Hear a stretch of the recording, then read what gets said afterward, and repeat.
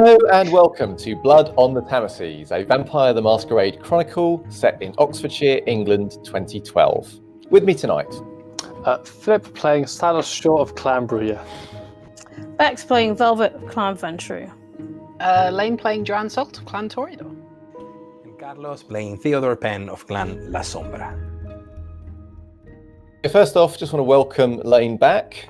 We've missed you the last couple of weeks. It's good to see you here. And for those of you who maybe missed last week or need any kind of refresher of what happened in the last episode, we're now doing recaps on the blog posts. So if you go to the website and to the blog, the recap for Season 3, Episode 3 will be on the latest post. And if you need further recaps, just go back to the previous posts from there. So this session is going to start on Thursday, the 2nd of August. We've already played through quite a bit of that evening in the previous session. And our action is going to pick up in the middle of the night, around 1:30 a.m., kind of cruising towards 2 o'clock, where there are some very dramatic happenings going on the top of a bottle factory.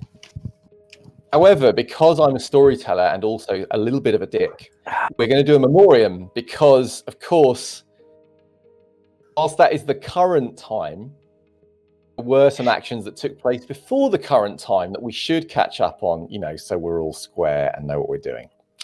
So if you can hang tight, those of you who are on the verge of death for a little bit longer, we will come back to resolve your fates shortly.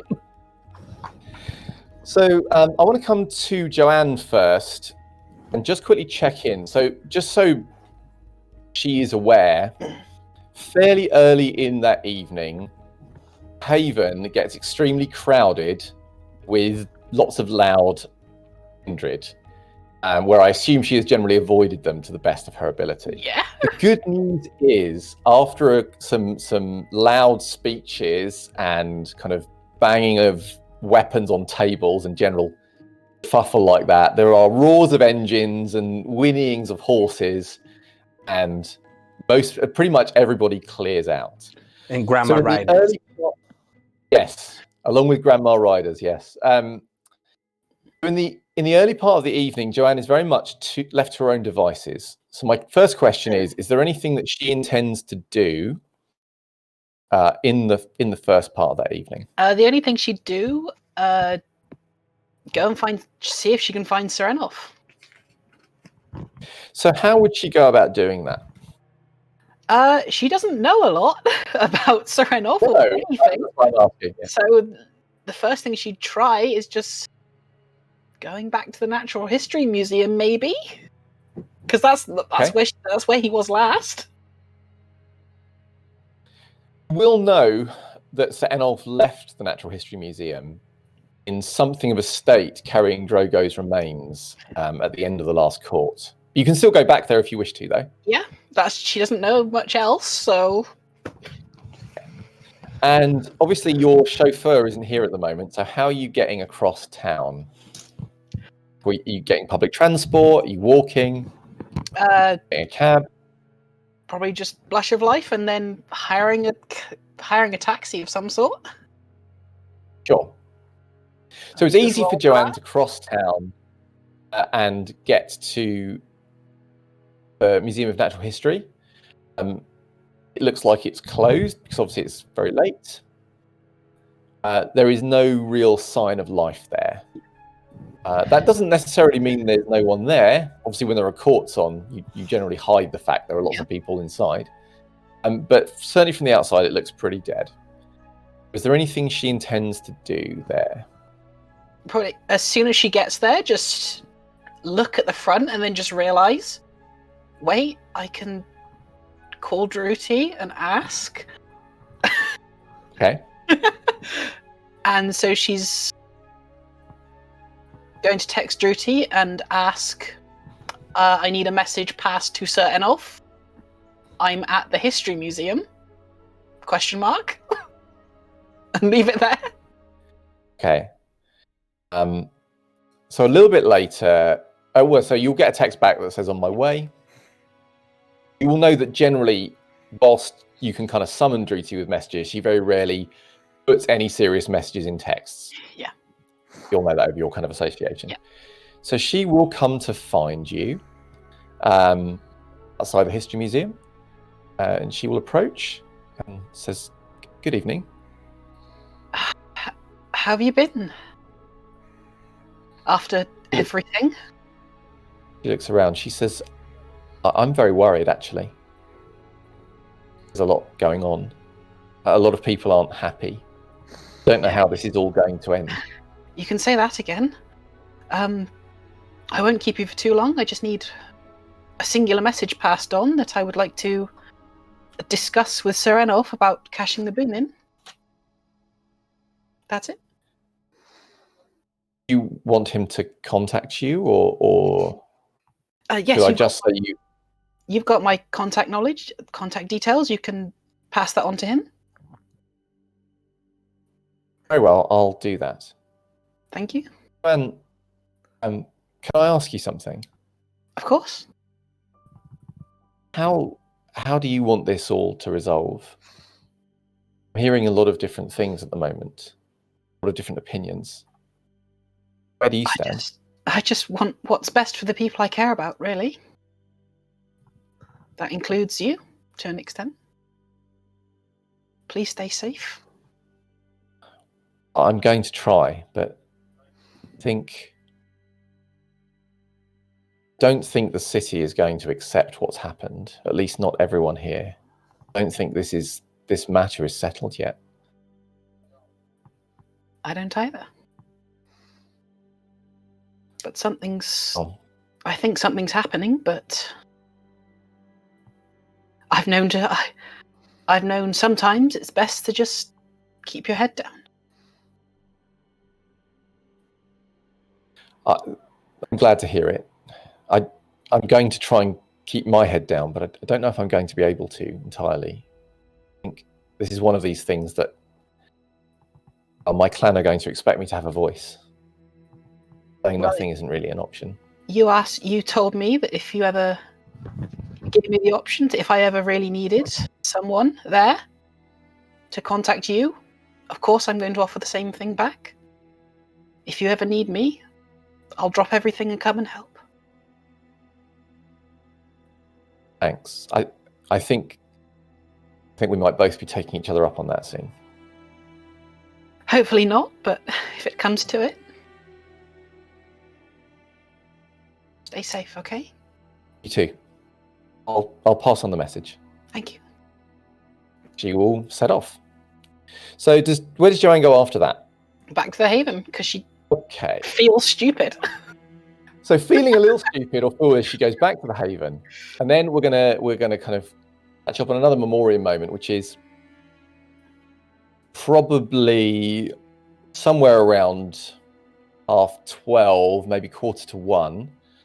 If you are in the Haven, yep, then Velvet will come to find you. So this is, if you remember, Velvet, last time you said you wanted to speak to Joanne, and I said I need to find out where she is. Yes. Oh, yeah. Fortune smiles upon Velvet because Joanne is exactly where you expect her to be. I'll hand over to you for this scene. Is Joanne, whereabouts in the Haven is Joanne, just so we know our location? Just pottering around a bit, waiting for a contact from Sir Enof of some kind. Sure. Okay. So Velvet when Velvet comes in, he will be there is a sense of urgency about him. Yep. So he's looking around, and so you can hear him before you can see him because he's calling your name. So he'll say, Joanne, where are you at? Are you here? Living room. He'll go where she is. Do you have a bag of things put together, because you have to get out of here now? And as for that matter, where's Vance and the others? Where are all of them? I don't. Do you? Right. First things, go. You have 5 minutes. Go put together whatever it is you need. You have to leave now, and I will sort out Vance, and I'll tell you on the way. And also, I'll phone Barnaby on the way. But yeah, you need to leave, and sooner the better. But I can explain. It's just we don't it's best we don't do it here. Fine. And I'll just go and get a small bag of something like the newspaper clipping that's saying my death, probably a few small scalpels and like some like essential medicines, so to speak. Sure. And that's probably about it. Team, you're taking some blood bags with you. Yeah.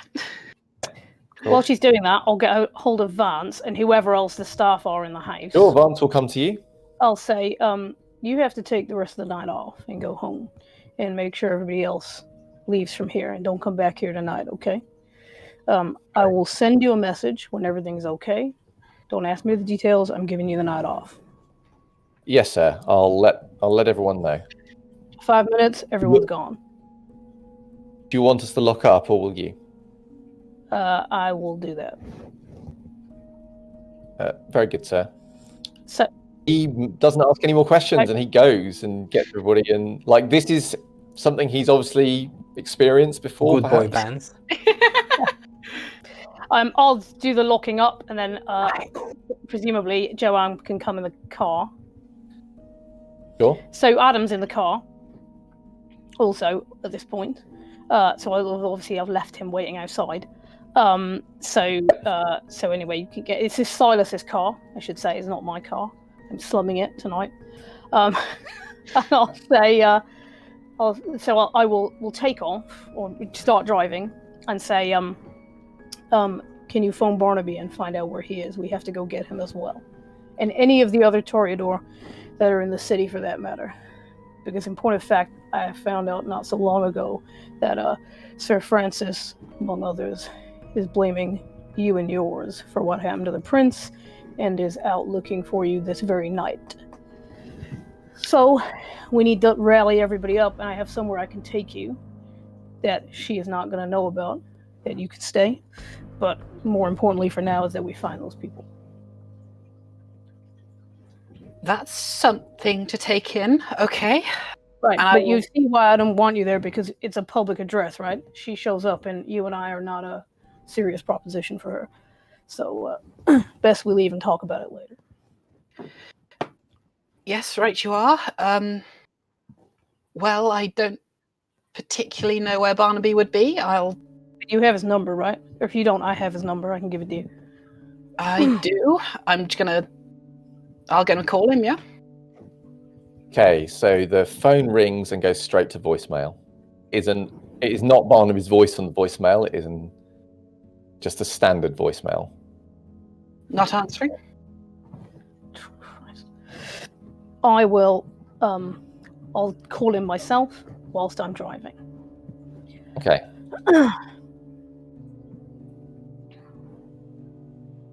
Goes to voicemail. I leave a voicemail, which says, Barnaby, it's me. You need to call me back the minute you get this. You are in danger, and I need to know where you are so that I can come find you. Then I'll put the phone down, and I'll say to Joanne, is there anyone else in your clan that we need to get a hold of? Sir Alistair? To my knowledge, he left. All right, and there's no other Toreador here, so it must be you and Barnaby that she's after. All right. I'd assume so. Okay, well, I guess we're gonna have to wait to hear from him unless you know any of his regular hangouts. The only place I knew he used to hang out was at my old flat. Right, let's go there. As you're driving there, Velvet, your phone will ring. Pick it up. Hey, You will hear Barnaby's voice on the other end. where you at? I'm about. Yeah, I need to come find you, or I need to come get you. So I need more information than being about. You are in danger. Explicitly of the terminal kind. Right, all right, hang on a minute. So he'll give you a street address. Okay. I'll be there in 10, okay? All right. I'll drive over there. Okay, so you pick up Barnaby. Yep. He will clamber into the car and look slightly puzzled at you and Adam and Joanne, and just sit, leaving as much space between him and... Oh, sorry, is Adam in the front or the back? Obviously. Okay, so he'll sit in the back with Joanne, Yeah. and that's What kind fine. of a question is that? Yeah. Just checking. So I'll say, once I start driving again, I'll say, I'm sorry, I don't mean to be cryptic, but I have reliable information from somebody that I helped get out of the city this evening that Sir Francis is intending you and Joanne harm, and any of the other Toreador in the city for that matter. And Joanne says that Alistair left, so hopefully he's going to be okay. But the two of you, if she finds you, then that's a problem. So I have somewhere that you can stay overnight that is not known about. And I thought that that might be a short way to resolve this just for tonight until we can figure out what to do about this more broadly. Because everyone else and their dog is off after Lord Amago. So He's actually doing it then? Sure he is. Why wouldn't he? At the moment, by the way, Zoe, you mention Sir Francis. Yeah. Barnaby goes absolutely rigid and looks immediately out of the window and then like out the back of the car and around. And Joanne, you will notice, although he's covered in obviously white makeup, you will see fairly rapidly little tiny beads of red perspiration starting to pop up on his forehead. And he is gripping the car seat like he is just about holding it together. Joanne, you've never seen Barnaby look like this before. And he often looks like he's not very happy or he wants to get out.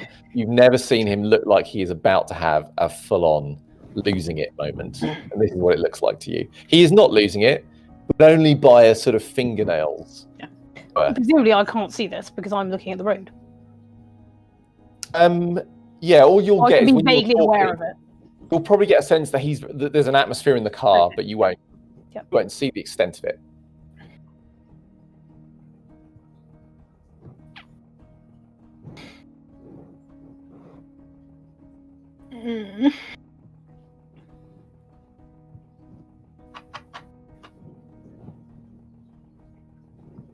Trying to think of.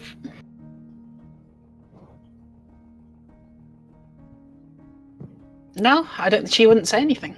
Sure. So there's a sort of awkward silence descends in the car as you drive. And I'm driving to the flat, by the way. yes, secret love nest, as it was once called. It's the only secret place I've got. But since Adam isn't living there at the moment, it's an available place. So you take Joanne and Barnaby there. Yeah.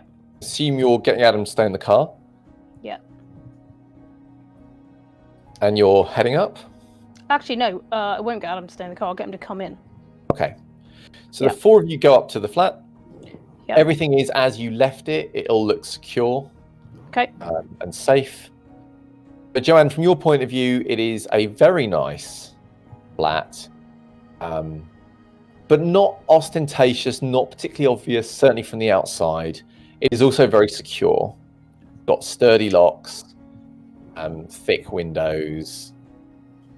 It feels like it has a sense of safety to it. Since I didn't intend to bring people here, ever, probably it has pictures of the two of us up somewhere. Yeah. Aww. But yes, I mean, outside of this, I will, obviously I'll let them in. Joan can put her blood in the fridge. And I'll lock the door when we get in. And I'll say, I'm sorry to be so alarmist. And you don't have to stay here, of course. If you think that there is somewhere better to stay, then Well, considering I didn't really know this place existed, I think this is probably the best place for now. well, I managed to keep it for some while without that being the case, and so I would be surprised if she knew about it. And so, for me, it's pretty safe. I'm sorry there's only There's only one bedroom, so but we probably have other things that you can sleep on, and I won't be staying here, and neither will Adam. So you'll have the place yourselves. I don't think I have a spare key, but I'll give Joanne my key. Say, you can use it until we sort out what to do about this. I don't even know how to start going about it. Well, considering 20 minutes ago I didn't even know it was happening, you know more than me. Well, I know this because, like I said, I helped somebody get out of the city, per Helena's words on the matter, and this person had the opportunity to make that move and that decision because they knew that she was out looking for the two of you. And point of view of the help I gave, I got the information, but it seemed unwise to sit on it. While you've been talking, Barnaby has gone the window, but not directly to the window. He's kind of gone to the wall next to the window. Yeah. And he's been kind of peeking out through a corner of the curtains down onto the street. He says, have you contacted the others? What others? There's Kelly and Alistair. Joanne said Alistair is not in the city, and I don't know. He planned to leave. I don't know who Kelly is. The name will ring a bell. She's a Toreador that isn't the in one Joanne's Seth was line. dancing with. Yeah, she was at your birthday party. Right, okay. Well, a lot of people came to my birthday party. That don't mean nothing. Well, you're the popular kid, so yeah. Yeah. So Barnaby will immediately pull out his phone and start dialing a number. Right. Tell me where to go.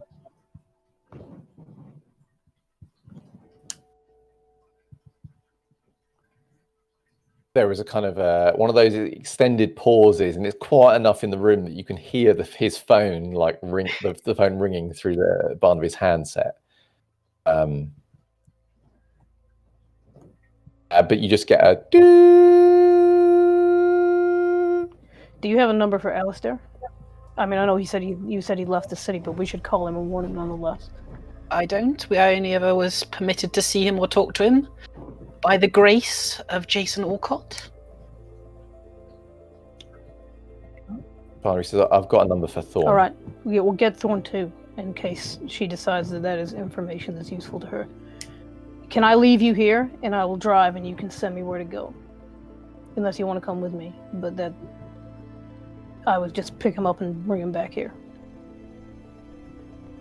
Barnaby looks a bit like he's torn. He's kind of he glances to the window. He doesn't quite seem to know what he's doing. Joanne, are you making any preferences? No, I'm just gonna text Druty and say can't do as discussed tonight. In danger but safe.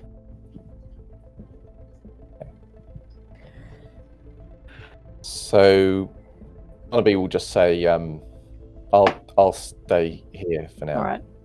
Adam, you prefer to stay here?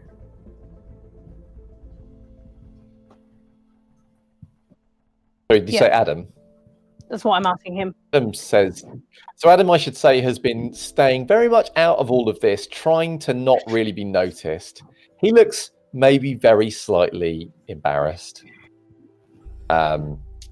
In a sort of British way about this whole situation. He will say quite quietly, no, I'd like to go with you, Velvet. All right, well, you keep trying them, Barnaby, and elsewise than that, do you know if there's anywhere I can try driving? He will give you an address. Okay. Presumably he's got an address for Thorn. Yeah. Okay. Well, I'll set off with Adam. As you leave, I'll just say, just look you directly in the eye and just go, I can't change your mind, but stay safe. Safe is an an interesting word these days. You know what? You can do me a favor in return, which is not tell anyone that you know about this place. Of course. It's kind of helpful not having anyone you like rock up here, so you can have your own life. So I'll go with Adam, and yeah, if I can find them, great. Otherwise, so you won't get information. Oh, sorry. So just very quickly then, yeah. When you go to the address that you're given, yeah, what you will find. So it's a flat.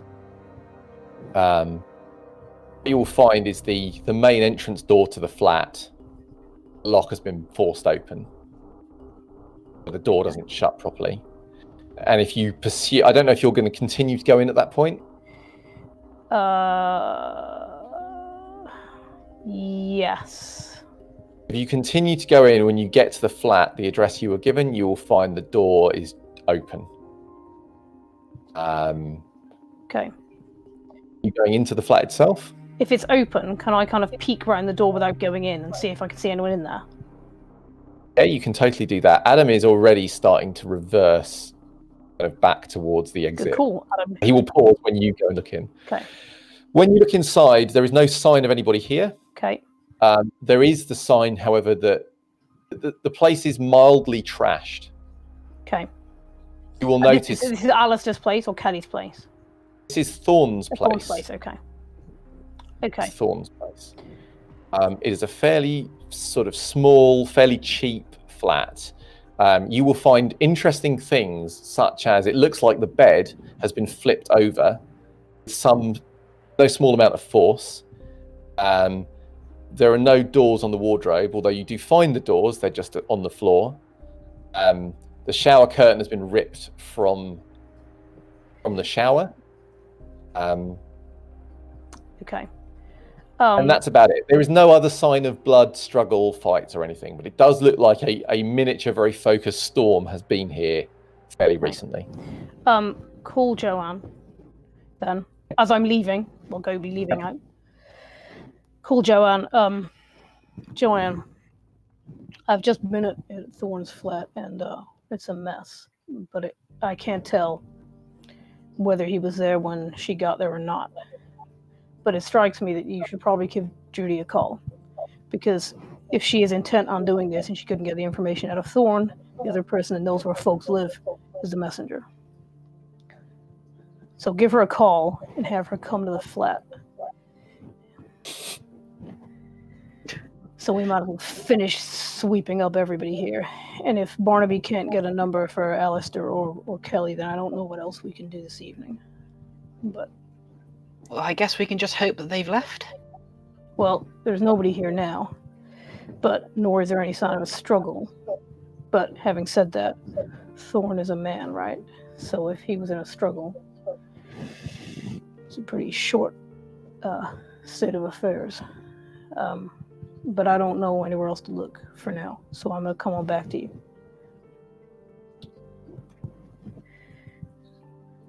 So then I will do as suggested. Give her a call. Okay, so you call Druty. Yep. She'll answer. Hello? About that text I just sent you, change of plans. There might be someone after you now. After me? What are you talking about?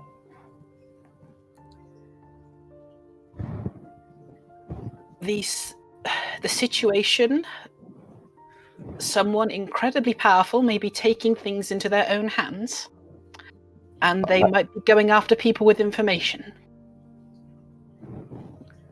Oh, I understand.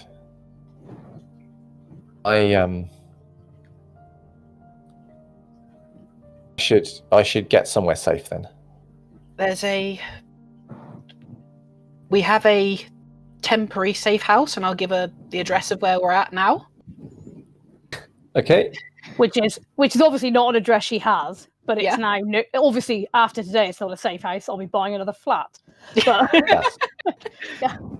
It's an increasingly unsafe house. But Yeah. yes, you give her the address, and she says, "I'll come there now." Okay. I'll see you here. I'll drive back there and I'll make sure when I'm driving, I'll try and make sure that I'm not being followed, or I'll look out for being followed. Sure, you're keeping an eye out. You're being wary as you're driving back there. On the way back, Adam will say to you, "What about Wallace?" I know. Well, I'm waiting on information about where he is, and if it comes, I'm going. But I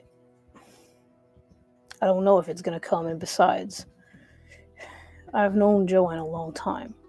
Can't just leave her at the Haven for Sir Francis to turn up and do whatever she will do. You know, I can't. That's not the right thing to do. But I'm not giving up the chance to get a Wallace. I don't know yet till he gets back to me if there's going to be a chance. So, Velvet, your phone rings. okay, I'll pick my phone up. And don't recognize the number. Okay. But you will recognize the voice. It takes you a moment to place it, but you realize it is Mr. Whispers. Huh. She says, "Are you with Silas?" No, I'm not. It's not picking up. Oh, jeez. Well, do you know what he was doing tonight? Did he tell you? Yes. Right. I know that he didn't go north. I know he's not didn't? been in our side of the city.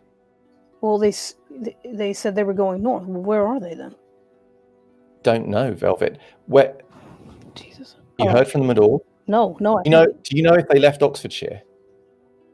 No, I don't know if they left Oxfordshire at all. I mean, I didn't expect that would happen, but I know Theodore was going to go wherever the trail was going to lead him. So I can't talk now. There's too much going on. If you hear from him, tell him to get out. If he's in Reading, tell him to get out. She hangs up.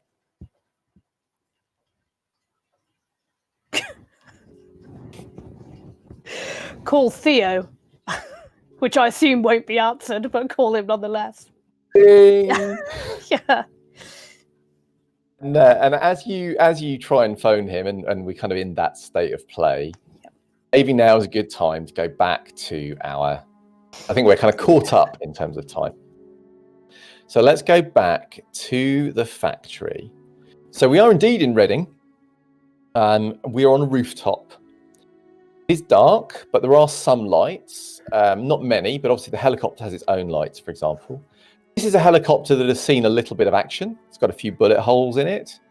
One of the lights is currently broken. Yes, it has an arrow sticking out of one of the lamps.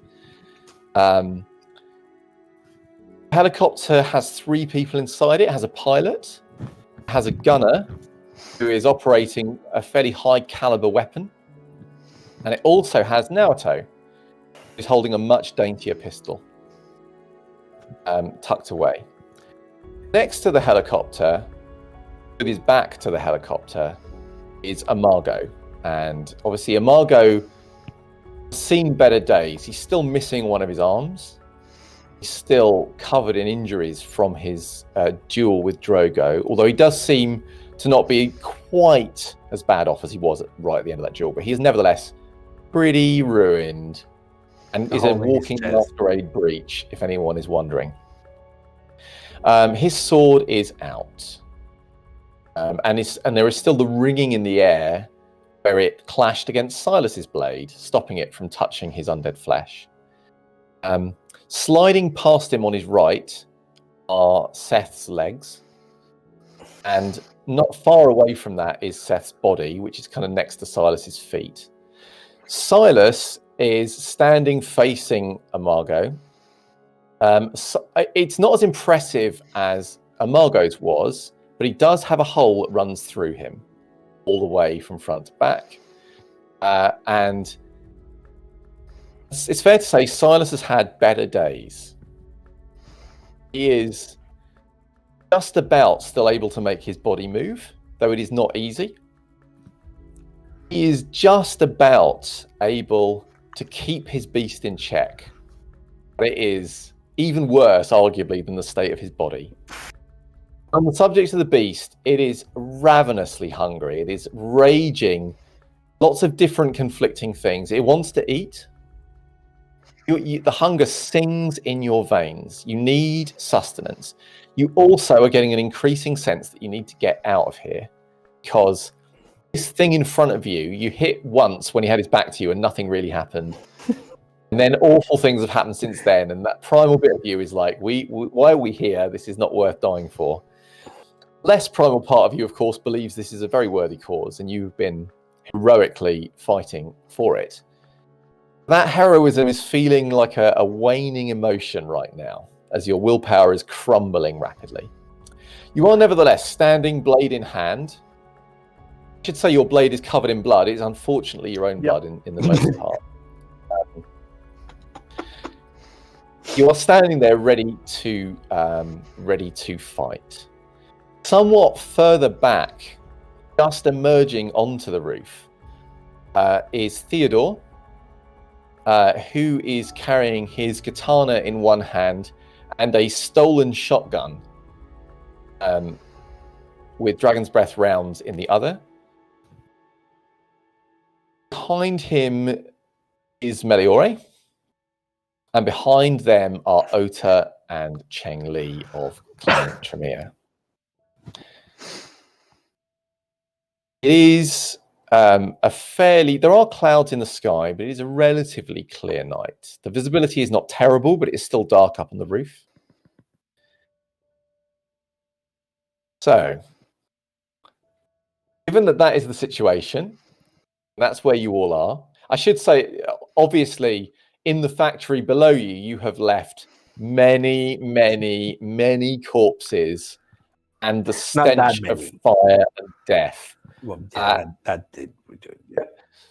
Leaving all that aside and behind for a moment, you're on the rooftop. So what do people want to do? I'm going to start with you, Silas. As you are currently engaged, what would you like to do? I mean, I think it's fair to say that over the years, Silas has kept himself in control, and yeah, he's kind of monitored himself. Silas's point, he's never hurt this much. He's never been this hungry. He's never been this drained at all before. Yes. And this one is there's Amago in front of him. He's forced him to fall on his own sword, and just everything, and just a snap from the previous night. As a I know as a player it's a bad idea, but as a player I'm realizing that Silas is probably going to enter Fury Frenzy. You're going to let the beast, and he's going to. So it was an interesting experience for Silas because there is a conflict, right? That part of Silas wants to run, wants to get away from this monstrous threat in front of him. There is another part in Silas's blood that wants to do the exact opposite. And it's not that difficult because it's straining. The beast within you is straining at the leash anyway, and you can barely control it. So giving it a little nudge, you can totally do that if you want. Yeah, I should warn you, this will incur stains. Yep. If you do this. Oh, I know. This will count as riding the wave, so you will be able to direct where you want your anger to go, initially at least. Yep. So that's what you're going to do. It's a fangs ascend, bestial roar. This is Silas is a guy who's also vocally trained as well. So unlike the roar that was down below, this is pure rage, agony, everything that's just going to echo out over the night. As Fury Frenzy, and he's going straight from Argo. There is excellent. So we're going to resolve your role in a moment. Before we do, let's just come to Theodore. What is your approach? What are you doing? The moment I see that, when I say that is Seth being split in half and Silas, I quickly turn and to the Tremere and say, stay down, and to Meliore, over the shoulder, it's like, keep an eye on me as I give a glance on my shadow. Yep. So keep an eye on my shadow. And then I turn and I start like covering the distance, which I assume I will not cover this round. Yep.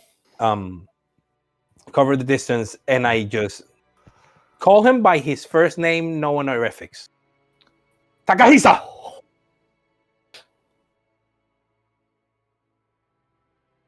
As I just walk in his direction. And I start Are you intending to say anything else? Or are you just shouting his name, or are you intending to say something else to him? Oh, yeah. Why? Why, Takahisa? Why? As I just go. Excellent. All right, so let's resolve a number of things that happen. Oh, by the way, sorry. As I do it, even though it looks like I am on the verge of losing control, just like Silas, I make sure that my vector of approach places Amago right in the middle of the gunner's line of sight to me. So if he starts shooting, he has to shoot Amago first. Okay. So so you're basically you're using Amago as cover from the big gunner. Mm-hmm. Cool. Yeah, you can do that. Yes. So you start running, shouting that. Silas, you let the beast go. Yep. And you throw yourself, one assumes, at Amago. Yep. So given our house rule on frenzying, what that means is you get to add your Bane severity to your dice pool, your physical dice pool. And they also remove impairment. So it's literally so you are no longer impaired. Just to do or die. The beast does not care for the complaints of your body. And there is a pleasure in this release. This rage that on some level you are always trying to keep under control, because it's always just there, just under the surface. It is a relief to finally let it rain. Yeah. And you bare your fangs, and you throw yourself bodily at Amago. So that's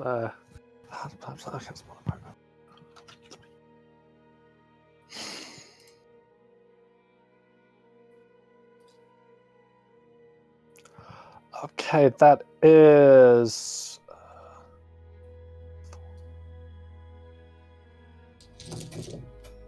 7 successes, messy critical. Yep. 7 successes, messy crit, and you have no willpower to re-roll, right? Yeah, no. Like, Okay. wait, do you have any? Like, you can convert superficial to aggravated to re-roll, right, Peter? Yeah, you could. Well, you could convert. I don't think whilst you're frenzied. I know Oh no, what he's I'm thinking, frencing. Forget about it. Yeah, forget about Yeah, it. Sorry, I'm sorry. frenzied, I'm gone. I said Here's what nothing. 7 successes, messy crit. Here's what happens. You throw yourself at him, and he's not expecting this entirely, and he is also partly distracted by Theodore. Theodore, you will note, even in the poor lighting conditions and everything else, Margot does seem to be attending not just to your physical body, does seem to be trying to attend and keep track of where your shadow is. This does seem high on his agenda of concerns. However, when Silas leaps at him, Amago snarls, revealing his own fangs. And normally he's very, very composed, but it's like he's looking at this, but Theodore, and he's kind of irritated that you've pulled his attention away from it, and you hear him spit the word "gaijin" as he brings his blade up to you. I'm afraid he got 8 successes. It's critical. So he beats you by a margin of 1, which means, unfortunately, he knocks you into torpor. Flash. Oh, hang on. That is not quite true. Does not do that. He parries. He basically knocks your blade aside, and then he looks like your blade. Sorry, you don't even have a sword handy. As he's kind of knocking you aside and about to cut deep into your body. Sorry, I forgot there was another thing that happens. You hear the sound of a shotgun. Boom. I knew it. And he staggers, and you hear, "I'm not done with you, motherfucker." Fucking Seth. I love him so much. No, sorry, you are not torpid this Because round. he gave you an assist? because he gave you an assist. Oh, Bad. So that is so good.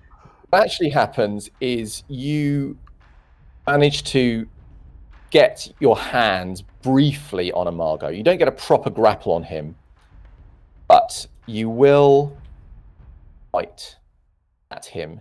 It is not a feeding bite. You do not sink your fangs into him because it's not that good an assist, unfortunately. But you do him a little bit of damage, nevertheless. So, a number of other things also happen at this point. One is that you hear the loud retort of the helicopter's gun. The beast doesn't really care, right? You're, Silas, locked in this, but it will dimly occur to you have not been shot because you're still conscious as the bullet roars by. And Theodore, you are not the target, and you're also very obscured. But you will hear the sound of the bullet impacting someone somewhere behind you as you're running forward. You will also see, leaning out from the helicopter with a nasty smile on his face, is Naoto, and he will shoot you with his pistol. You hear the gun go off several times, and you feel at least one of the impacts in your chest. You will take 4 superficial, halved to 2. I'll heal it. So, start of the next round. Now, Theodore, you are now closing, but you are not yet engaged. So you will reach engagement at the end of this round. Mm-hmm. So, Silas, I know what you're doing. You are trying to sink your flesh, your teeth even, into, that's nearly a good Freudian slip there. Sink your flesh into Amago's teeth. You're going to try and sink your teeth into Amago's flesh. Theodore, what are you going to do? I'm going to take advantage of the situation in which Amago is contending with Silas while trying to make sure that Seth's gunshots are not into him. And I am going to maneuver in a way that I go at him with my sword on my left hand towards him with the intent of being impaled by him. Not slashed, but run through. So for the benefit of anyone who's confused or listening at home, let me just check that I got that right. Your action is to try and trap his blade with your own body. Yeah, I'm taking the least amount of damage possible, so I am face to face in close proximity of him. Okay. I mean, he's less than yours without a blade. Okay. So that's a sort of what we call in the trade a non-standard action. So because you're not trying to attack him, you're trying to kind of feint and confuse him, but in a very, very bizarre kind of vampiric way, and also reduce the damage coming to you. So it's kind of like a block with knobs on. So the way it's going to work is... Yeah, because I'm setting sort of like the stage for him to be unable to move his sword and stuff. So I want to trick him into that position. Okay. So you're trying to get him to... You're trying to trap his sword in your body, doing yourself the least amount of damage possible. Now, it goes without saying, this is an incredibly difficult thing to attempt. Some might say a foolish thing to attempt. High risk, high reward, isn't it? But it's not a standard. So I think we're going to go manipulation and melee. Will my sword's specialty apply? Yes. Because this is about sword play and tactics. Just as because obviously you're trying to trick him rather than just defeat him in combat. Yes, that's succeed. You could potentially trap his sword. The downside is, if you succeed, you are going to get stabbed. Obviously, if you get a lot of successes, you will mitigate that damage to some degree because you will have twisted your body in the right way. You are expecting it. You are trying to make yourself like an appealing target in the right way. But nevertheless, you are going to still get it. The best case scenario is you get hurt a little bit. Yeah. I am aware of this. For your heal? I did, and I failed. I'm at hunger 2. Okay.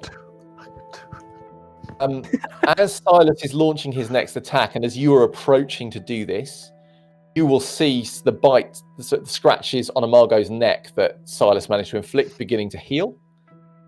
You will also briefly see Amago distracted yet again, and he will snarl and look over your shoulder.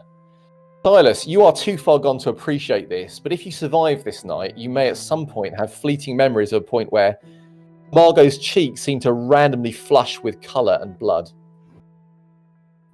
Seemingly for no reason whatsoever. Yeah! The trivia are here! Fuck. So, would you like to make another roll against Amago? For this one, I'm guessing this is going to be a brawl check. With the It's going to be brawl. Yeah. Shit. Brawl. Strength plus brawl. Strength. Plus brawl. Plus you get your bane severity in Bane severity as a bonus. And yeah. Oh boy. But I also get the blood potency. Because that's kind of a lot. Okay. Well, shit. I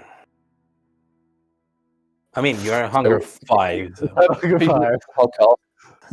3 successes. Did you get? 3. 3 successes. Okay. Okay. Sass is a swordsman. He's not a fucking biter. He's a piercer, not a biter. So, there is a blissful moment as you are rushing in to attack Margot. You are aware that he's not giving you his full attention. So for a moment, you do get your teeth onto his shoulder. Too aggravated. However, as you're starting to sink your teeth in, you definitely do sink your teeth in. You briefly catch a glimpse of Naoto sighting up down the length of his gun at your face. Son of a bitch. And that is the last thing. You hear the retort of the gun. There is a brief moment of confusion because in your state, you don't really know what guns are. You don't really care. You care about the taste of dead flesh breaking under your teeth and the blood that is underneath there that you could sort of sate yourself on. Because the taste you get of it is very good. But then what you get is darkness. You fall backwards. Well, I gave you 2 rounds. Make use of it. Yeah. There is the retort of the loud gun once more. Yes. As you're approaching Theodore. Yes. And you hear Seth go, "Motherfucker!" You son of a bitch! Still conscious. Okay.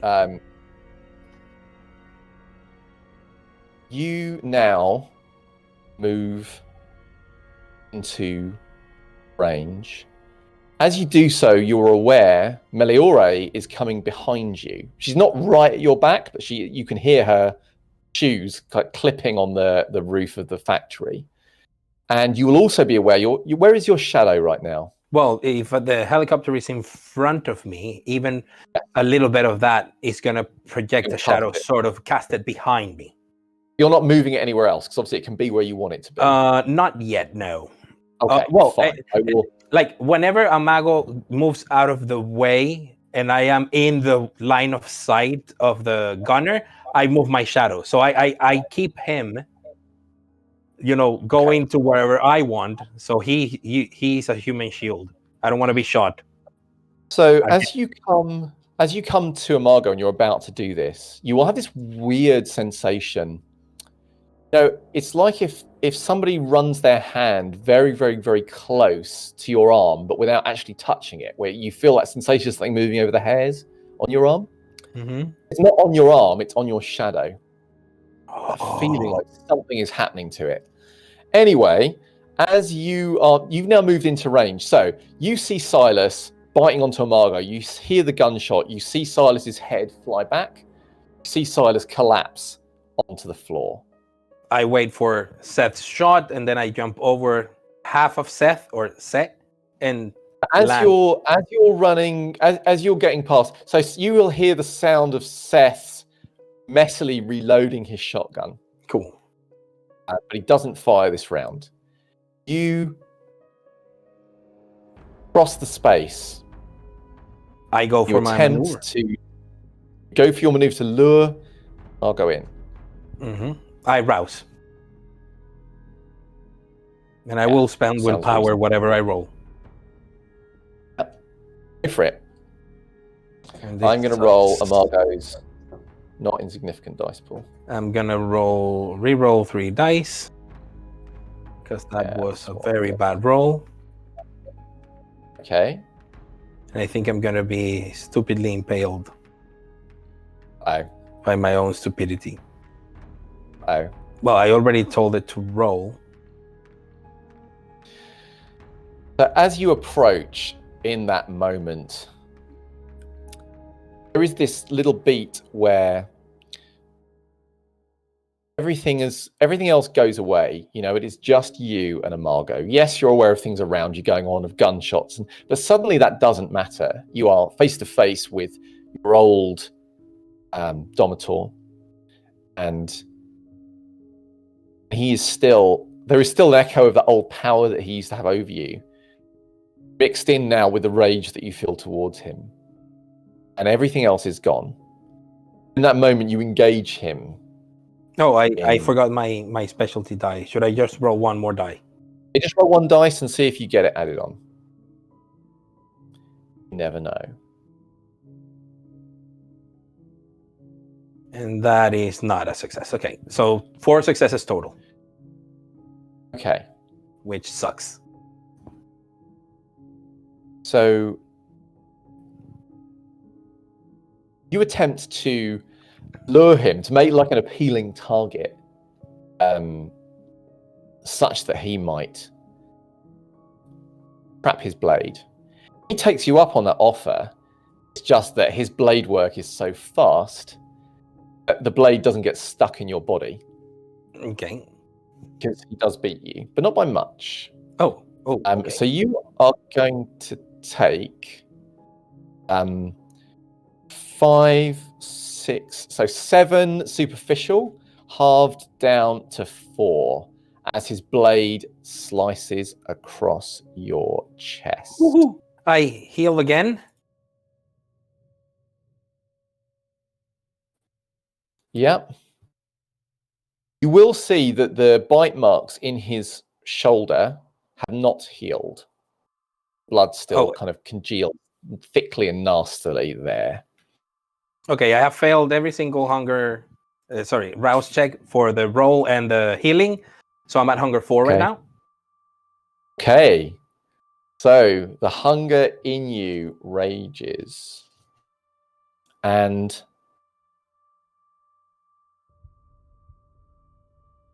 I'm afraid, Silas, you're no longer with us. So we're coming to our 3rd round of combat. So Theodore, you are standing in a sort of sword's width, or sword's length even, away from Amago. Seth seems to have reloaded his shotgun. Okay. What I do There are still gunners. You are mostly protected from the main gunner. Naoto might be able to get a shot on you depending on where he moves. It's hard of him now that you're closer to Amago than it was. Okay, I want to use a minor action Yes. to not subtly at all. So Amago passes the roll automatically to see what my shadow is doing. Amago sees my shadow creeping from behind me all the way to underneath him. Okay. What he will not see is the shadow going beyond under Takahisa, the pilot, and the gunner. I will extend my shadow. Sorry, Naoto, the pilot, and the gunner. I want the shadow to go all the way back, but Takahisa will assume it's underneath him only. Okay. That is like my minor action. Okay, so for your minor action, you make your shadow very obviously move from behind you, kind of forward, flowing underneath him. And what do you want your main action to be? I'm gonna hit him with the business end of a shotgun. Okay. As in boom style. So, a number of things happen at once. Amago, I should say, for his part, having made his initial thrust in and out of your flesh, assumes a slightly different position, and you think, whilst he is still mostly facing you, he is also partly turned towards Seth to give him a bit of space to back at you both. However, he does seem troubled by your shadow. More troubled, in fact, than you would think, because as you start to throw it underneath him, it begins to move, not in a way you are telling it to. The dark begins to sprout tendrils of its own. It looks at first as if the arms of your shadow are beginning to stretch up, but the fingers fused more like tentacles. But then you see a second set of arms seeming to do the same, thick and black, moving up into the air. So,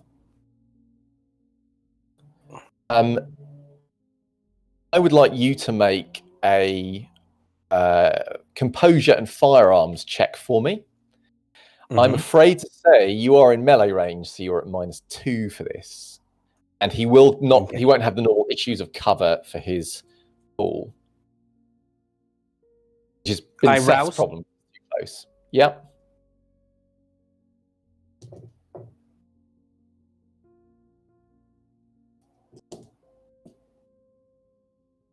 I have 4, 5, 6 successes. Critical win.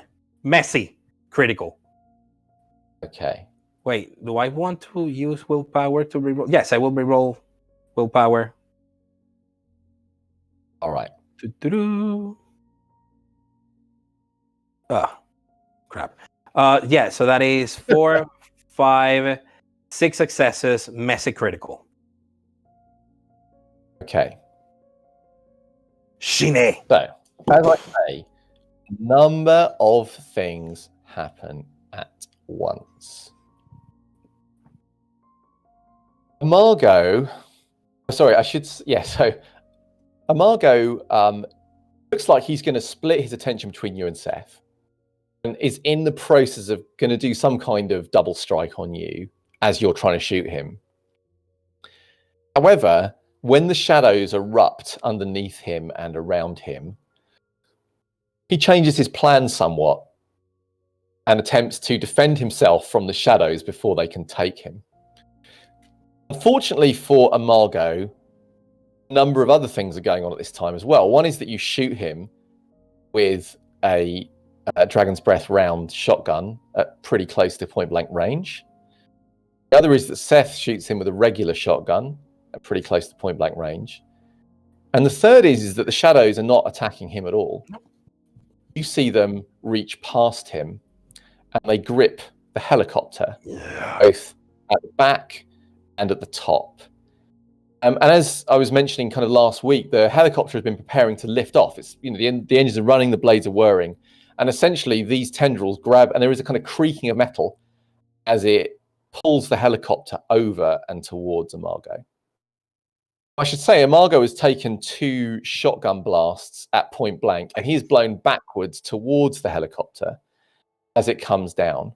So you catch a glimpse, Theodore, of Amago, his chest bursting into flames, his eyes widening in terror as the beast within him reacts to that fire. The concussive force of those 2 shotguns punch him once, twice, backwards. He begins to lose his balance, staggering as he goes. And then the helicopter comes down with a thundering crash, rotor blades slicing him neatly in 2. Not so much from, I should say, not in 2 at all, in fact. They slice him up again and again and again, about 3-4 times, before they then hit the factory floor, sending sparks showering up in front of you, smoke, everything else. I throw myself in front of Meliora to cover her from the debris. Okay. So when you turn to use your body to shield Meliora, she is standing kind of looking past you with her arms out, kind of mirroring the actions of these tendrils, looking utterly unconcerned. There are bits of flying shrapnel flying off. The helicopter is not entirely exploded, of course, but the blades, bits of them are breaking and firing off. You will hear Seth swearing. dimly over everything else. Ota, Chen Li. Oh, I scream, Ota. And I don't even turn. I point at the ground where Seth and Silas are. Get him out of here. And I slowly approach the helicopter at a safe distance. Okay. I just want to see where is the smug face of Naoto before I blast a freaking hole on it with a shotgun. So you begin to approach the helicopter.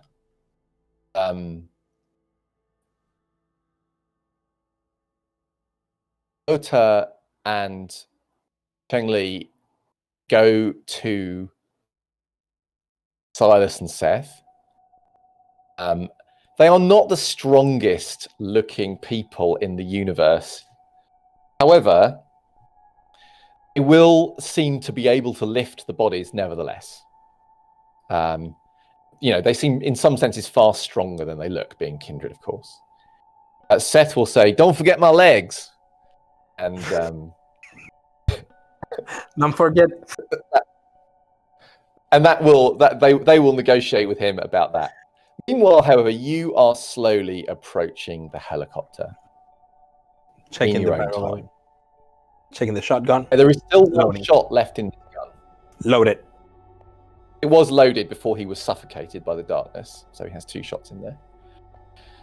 You make your way to the helicopter, and it's almost as if Theodore has dreamed it, because as he is approaching, you will see a kind of a hand shakily reach up to kind of get some purchase.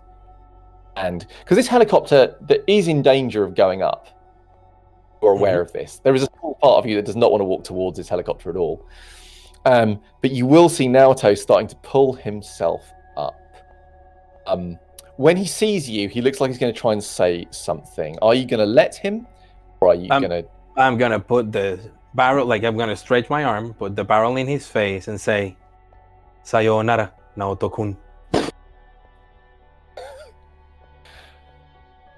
Now, as monstrous a combat beast as Naoto is, in his shaken state, pulling himself out of the helicopter, there is little he can do. As you pull the trigger, the shotgun explodes in his face, taking it off and most of his head, and setting whatever is left on fire. I turn around and walk away, because cool guys don't look at explosions if they happen. So I turn away, and I put my arm over Meliore, and I approach her and give her a kiss in the cheek. It's done. Let's leave. And now she will accept your kiss and will smile at that. And she pauses to look at Amago's sliced corpse, to spit on it. And then that gives me an idea. I turn, I just walk a few paces back, grab Amago Takahisa's katana, and bring it with me. Okay. Pick up his katana. And yes. I was gonna say also Naoto's gun for Miyuki, but I'm not gonna pull it that far.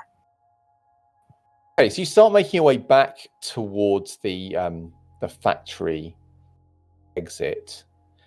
It's not the fastest going. You felt better. Do you feel quite hungry? Eliori seems fine. Everyone else seems like they've at least been shot once. Ota has a very large bullet hole in his clothing, which most that you can now see the wound underneath it because the fabric's been blown away. Most of it is healed, but not completely. We put everyone in the cars as best as we can. Well, hang on a second. As you're making your way across the rooftop, you will see in the distance flashing lights. Not again. Lots and lots of flashing lights heading down the street. They haven't arrived yet, but you are aware you're still on top of the factory. You've got to get back down to the cars. I'm going to come back to you in a moment. So, meanwhile, Velvet, you are sat in your car. Yep. With Adam.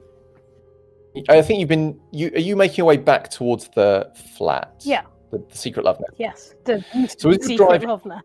back, Yeah. Your phone will ring. Oh, I'll pick it up.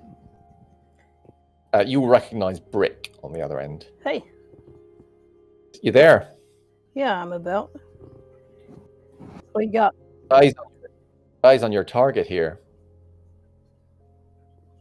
Where are you? At an Ulf's place. Where you told me. He's here. He's doing some weird shit. Really? I always thought he was sort of a straight-laced kind of guy. I'm coming to you now. And, I will, bring whatever help I can find with me. No offense, but I'd like some backup. Well, right, We're gonna do of this. course. Well, in point of principle, I had Barnaby, who is around, or at least I know where he is now, in Soap. And you and I and Adam. But, that's as far as I can get a lot of other folks out of the town tonight. Is that enough backup for you? We'll find out. All right. I'll be there. Okay. He hangs up. Going back to the house. The flat, sorry. Yep.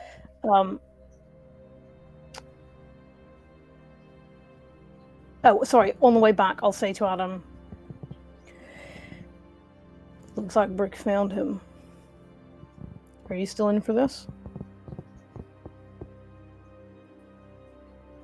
I don't know if I'll ever be ready to do this, but this is our chance, isn't it?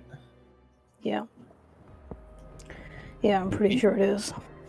Should we be wearing different clothes or having some kind of drugs, some kind of weapon? Well, I have changed my clothes, and I do have a weapon. Produces large knife. Yeah. And I'll say, but we have to go Large back. kitchen knife, by the way. It's a large kitchen knife, right? Yeah. Yep. I'll say, but Barnaby also offered to help me, and so we have to go back to the flat. Maybe if you want to change, there's you still have things there?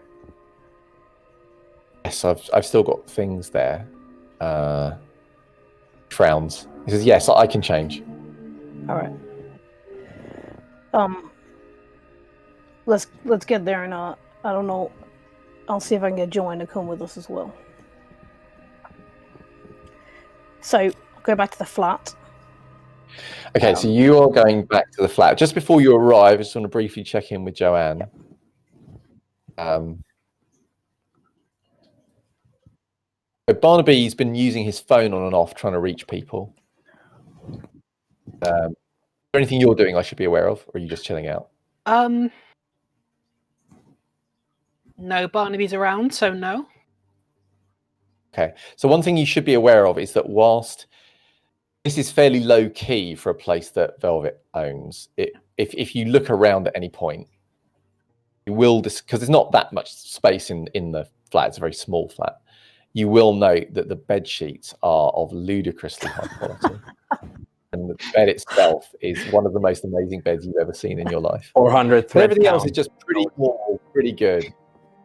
Like standard high quality stuff, but like special effort has gone to that. And there is vaguely 1,000 thread count.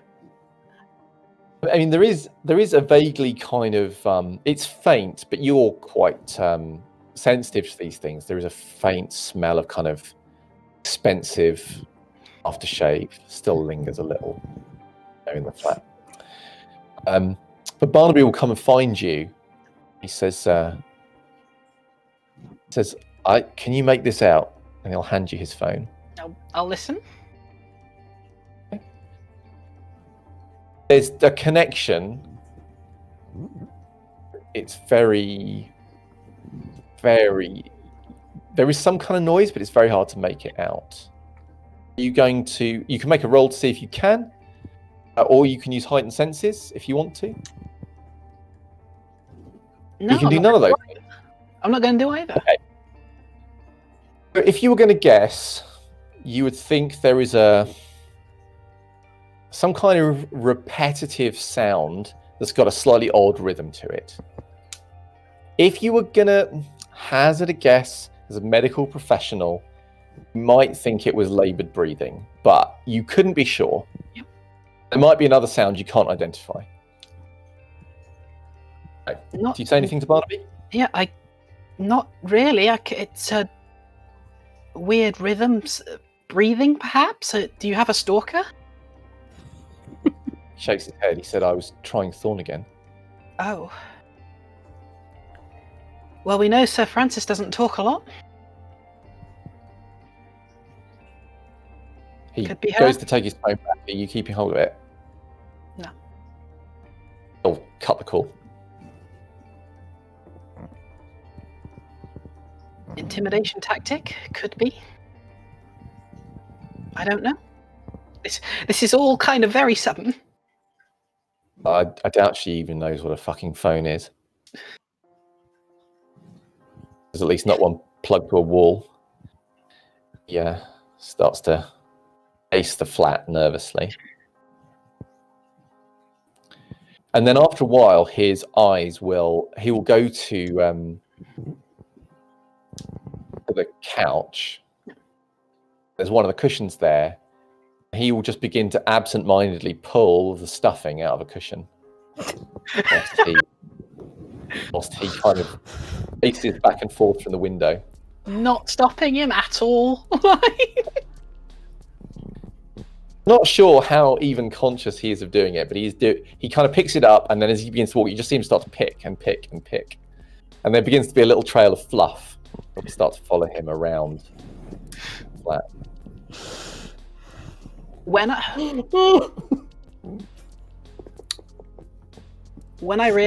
I sort of get the feeling he's not paying attention. No, not even then. Just when he's pacing, I'm just going to take out my phone, not even surreptitiously, text someone, and as I'm doing it, look over and just see what he's doing. He is not attending to you at all. He is attending to the window and occasionally to the door. He seems fixated on the entrances and exits to this flat. He looks like someone who is expecting any second now someone to come bursting through one of those places. Yeah. Then I'm just going to text Amanda. We'll note, by the way. Oh. Sorry, Ash, one last thing. He's got obviously like a big goth black coat on. But you will see he's opened it, and there is the handle of some kind of weapon that he's got. He's got one hand on as he's moving about. I say that. He's now got the pillow tucked under his arm, so he can do this. He's still plucking at it. So I'll just text Amanda and say, I think I know what I want. And that's it. Oh, okay. Exciting. So, Velvet, you will return to the flat. Okay. So, obviously, the both of us go in. Presumably, when I walk in, I can see bits of my cushion around the place. Yeah. Okay. If you're the trail goes from the window and back again. If you're looking But for there are little Barnaby, bits of fluff. Yeah. follow him. If Barnaby still has the cushion, he's still doing this. So I'll just walk in. Obviously, I'll clock the both of them. Barnaby, what the hell, man? I leave you alone for 2 hours and you're trashing my place? He says, it's just a cushion. I'm not even going to gratify that with a response. What is happening at this point is that I have a lead on the thing we spoke about earlier. So I want you to come with me so we can get it sorted out. He says, but isn't that going to be, isn't it safest here? Well, it is safe here, but you agreed to help me, and I have helped you twice. In point of fact. Once in point of view of this. And this is my only opportunity to do this. And you know as well as I do, everything in life will be better once he's dead. Can you make a persuasion roll for me, Velvet? Yes. Manipulation and persuasion. I'll give you a bonus dice because he really doesn't like Wallace. Okay. Manipulation and persuasion. He's also a little bit of a shit, so he's going to take persuading to come and help you at this point.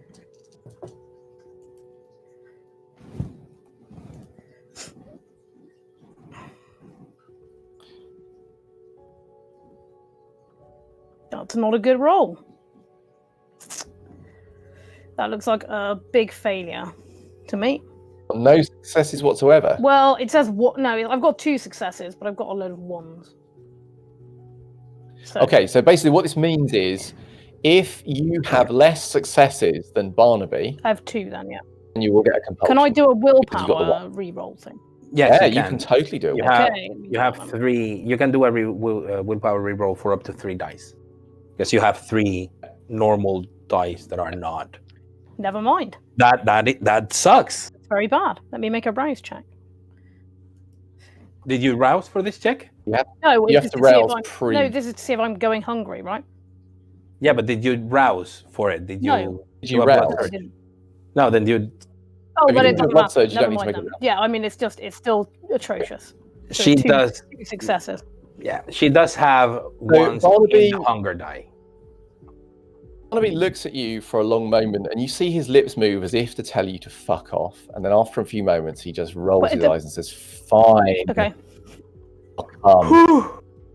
Okay. Talk about him getting less successes. I'll go. We're going now, and I'm gonna call Soap and Joanne. Will you come with me? Also, And if I come, no one will be here when Druty comes here, and it'll lead Sir Francis straight to everyone.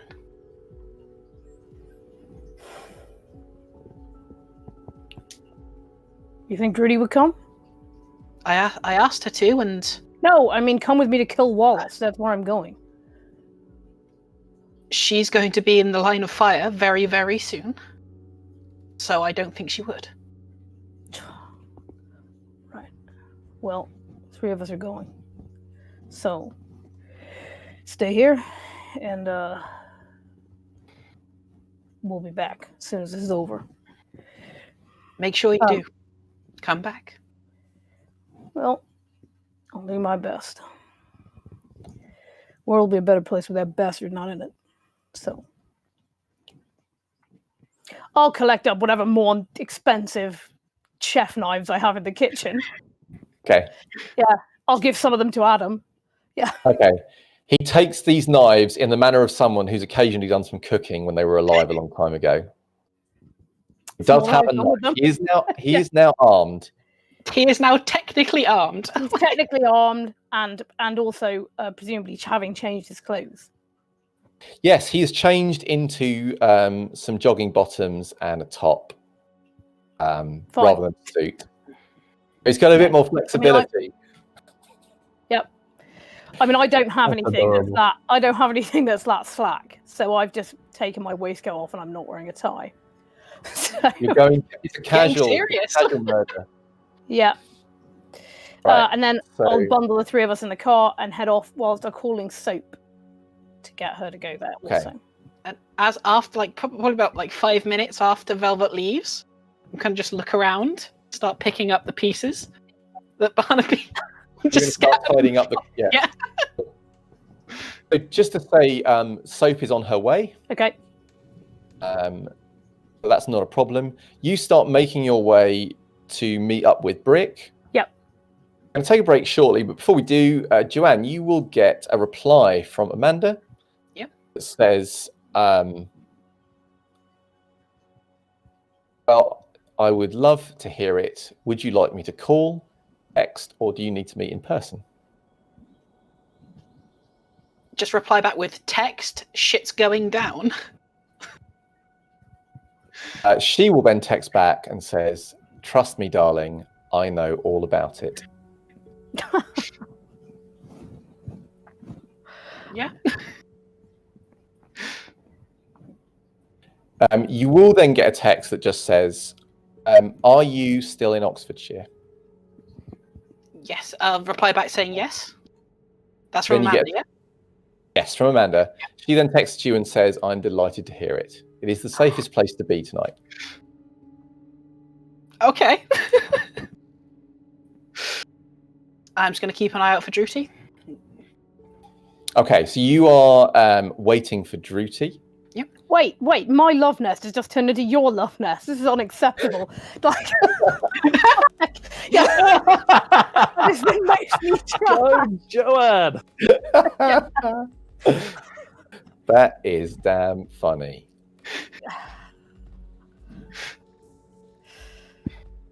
All right, well, I think I was about to embark on another scene, but I don't think there are any scenes I can do in just a couple of minutes because things are pretty exciting. So what I'm going to suggest instead is that we commence our break.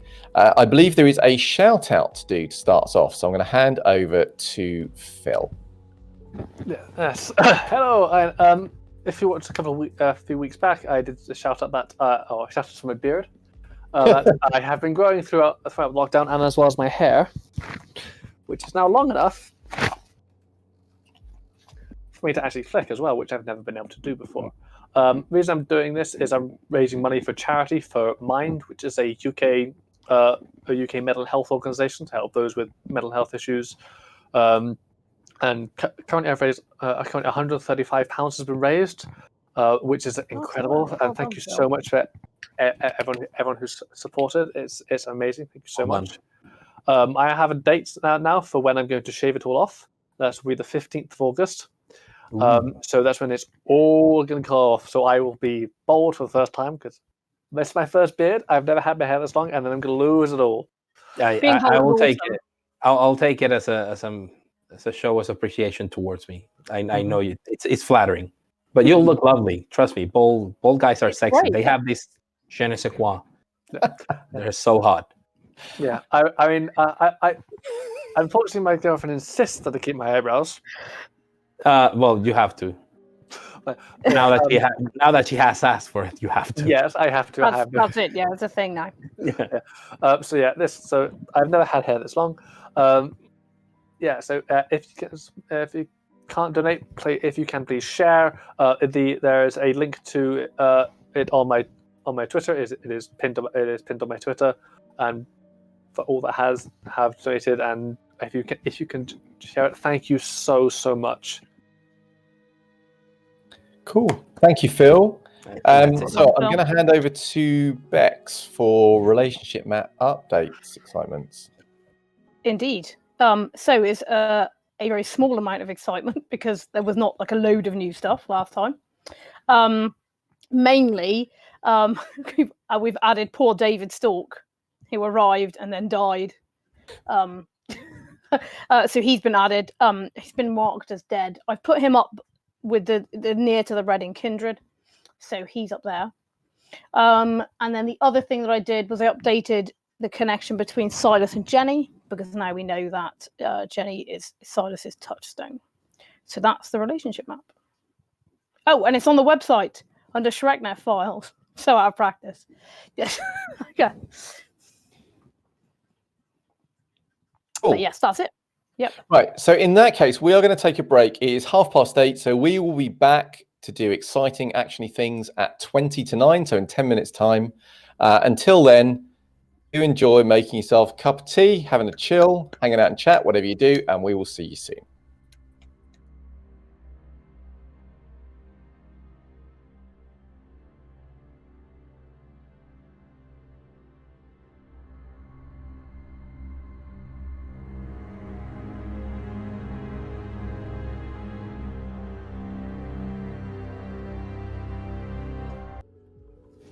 Welcome back to part 2 of episode 4. So we've had obviously lots of dramatic action on a factory. We've had lots of driving around in a panic about getting murdered by the Scourge. And now we find Velvet driving to Sir Enolf's place. So all with Adam in the car. And Barnaby. And Barnaby. Yep. Barnaby does not seem his best self. I mean, he's rarely seemed anything like a best self, you could tell. But it's different in that he seems very agitated rather than just miserable. Okay. Adam is being very quiet, but you know him well enough to know that he is absolutely terrified about what he is about to do. You know, I mean, you know as well that in Adam is not a kind of violent guy anyway. He's very peaceful by nature, but he's also particularly afraid of Wallace. Yep. As you are making your way, is there anything you want to say to him in the car, or are you just gonna? Yeah, I'm gonna have a. I'm gonna. So Adam's in the front of the car with me. Okay. Yes. So I'll take hold of his hand while I'm driving. Just by the way, point of order: it may or may not matter to Velvet. Barnaby has not put a seatbelt on, just so you know. Yeah, I mean, it probably would matter in other circumstances, but it's not high on my mind. Cool. Cool. So I'll take Adam's hand, but then I'll say to Barnaby, "You all right back there?" Great. You know, Yeah. there's 5 of us here. I said the same thing to Adam. There is not going to be a better chance to do this. Seth is not here, so that's one fewer person that he has to protect him. Believe me when I tell you, it is not my intention to get into a full-on confrontation with him. I think that I provide enough of a distraction for this to create an opportunity to disable him. So I'm not intending or planning on anyone getting hurt here. But you've known him even longer than I have, right? So I'm going to guess that he's always been this way. So Adam will nod next to you, and Barnaby says he's always been a dick. Yeah. Right. And I don't mean that in a good way. So, point of fact, there's nothing's going to change about that. Now, not all of us have an opportunity to get out of here. So if we have to stay, and it seems unclear at the moment who's going to be in charge of this place in the long term, we're in a gray area in terms of authority in the law. So it seems like a confluence of circumstances to me. So we just have to get through the next, half hour and succeed in this, and then everything in our lives changes. Takes a little solace from your words, but he still seems very on edge. Okay. He doesn't look like he's going to lose his shit at any moment. No, Adam doesn't look like he's going to lose his shit. He just looks like he's having to spend a lot of effort to keep it together. But he looks like he's in control. You're less sure about Barnaby. Okay. But now that you've started to kind of notice him a bit more, he's always looking. Looks like he's haunted to you. Okay. I'll say, you'll have to excuse me for asking, but,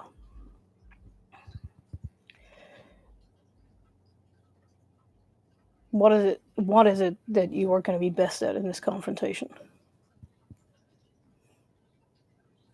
Sticking something sharp in Wallace's face. Great. All right. Well, good. That's about the plan I had. You have something sharp on you? Yeah. Do you need anything else? Because I have, a set of knives. I don't think I can use all of them. So he rolls his eyes and says, "If I need a knife, I don't go to fucking B&Q, because I make one myself." Well,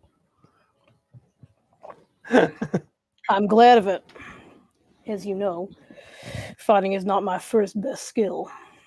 But that's okay. Because if I'm not the one stabbing him in the face, then it doesn't need to be, right?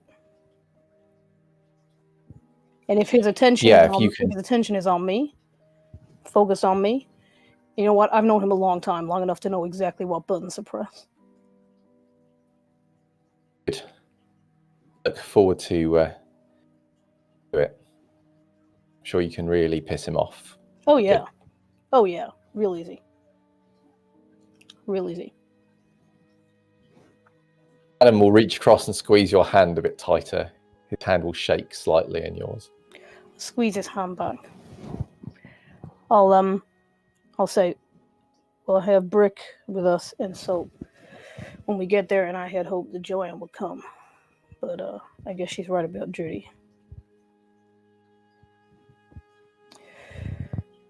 I'll finish driving there, assuming he doesn't seem like he's, in conversation mood anymore. So No, it doesn't seem like a chatty car. No. You feel like you're doing all the work. So you make your way That's okay.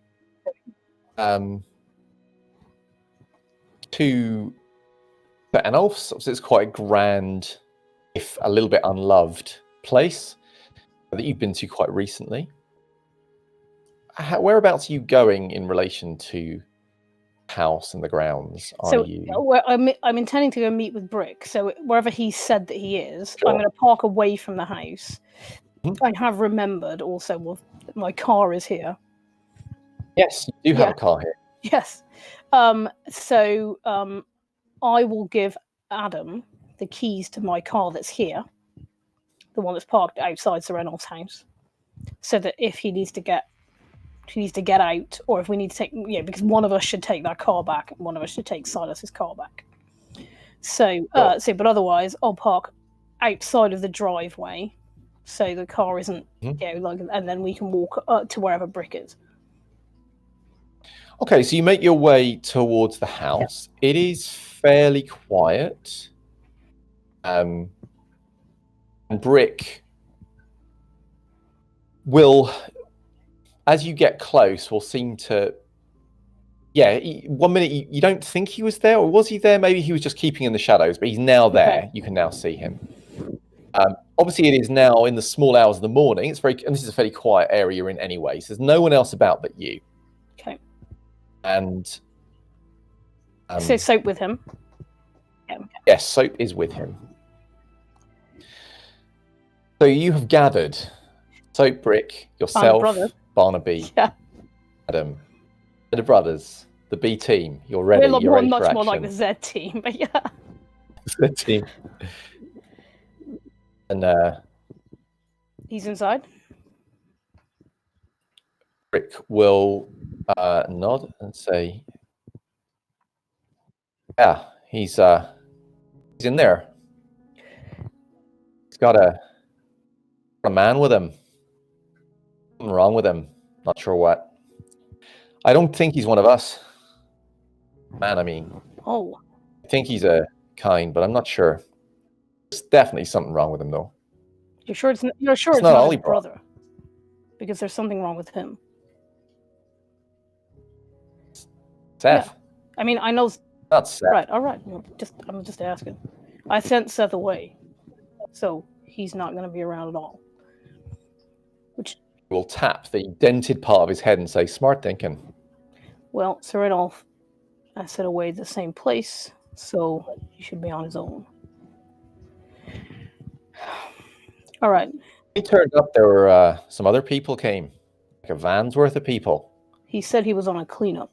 Something about what Sir Adolf did yesterday after he left.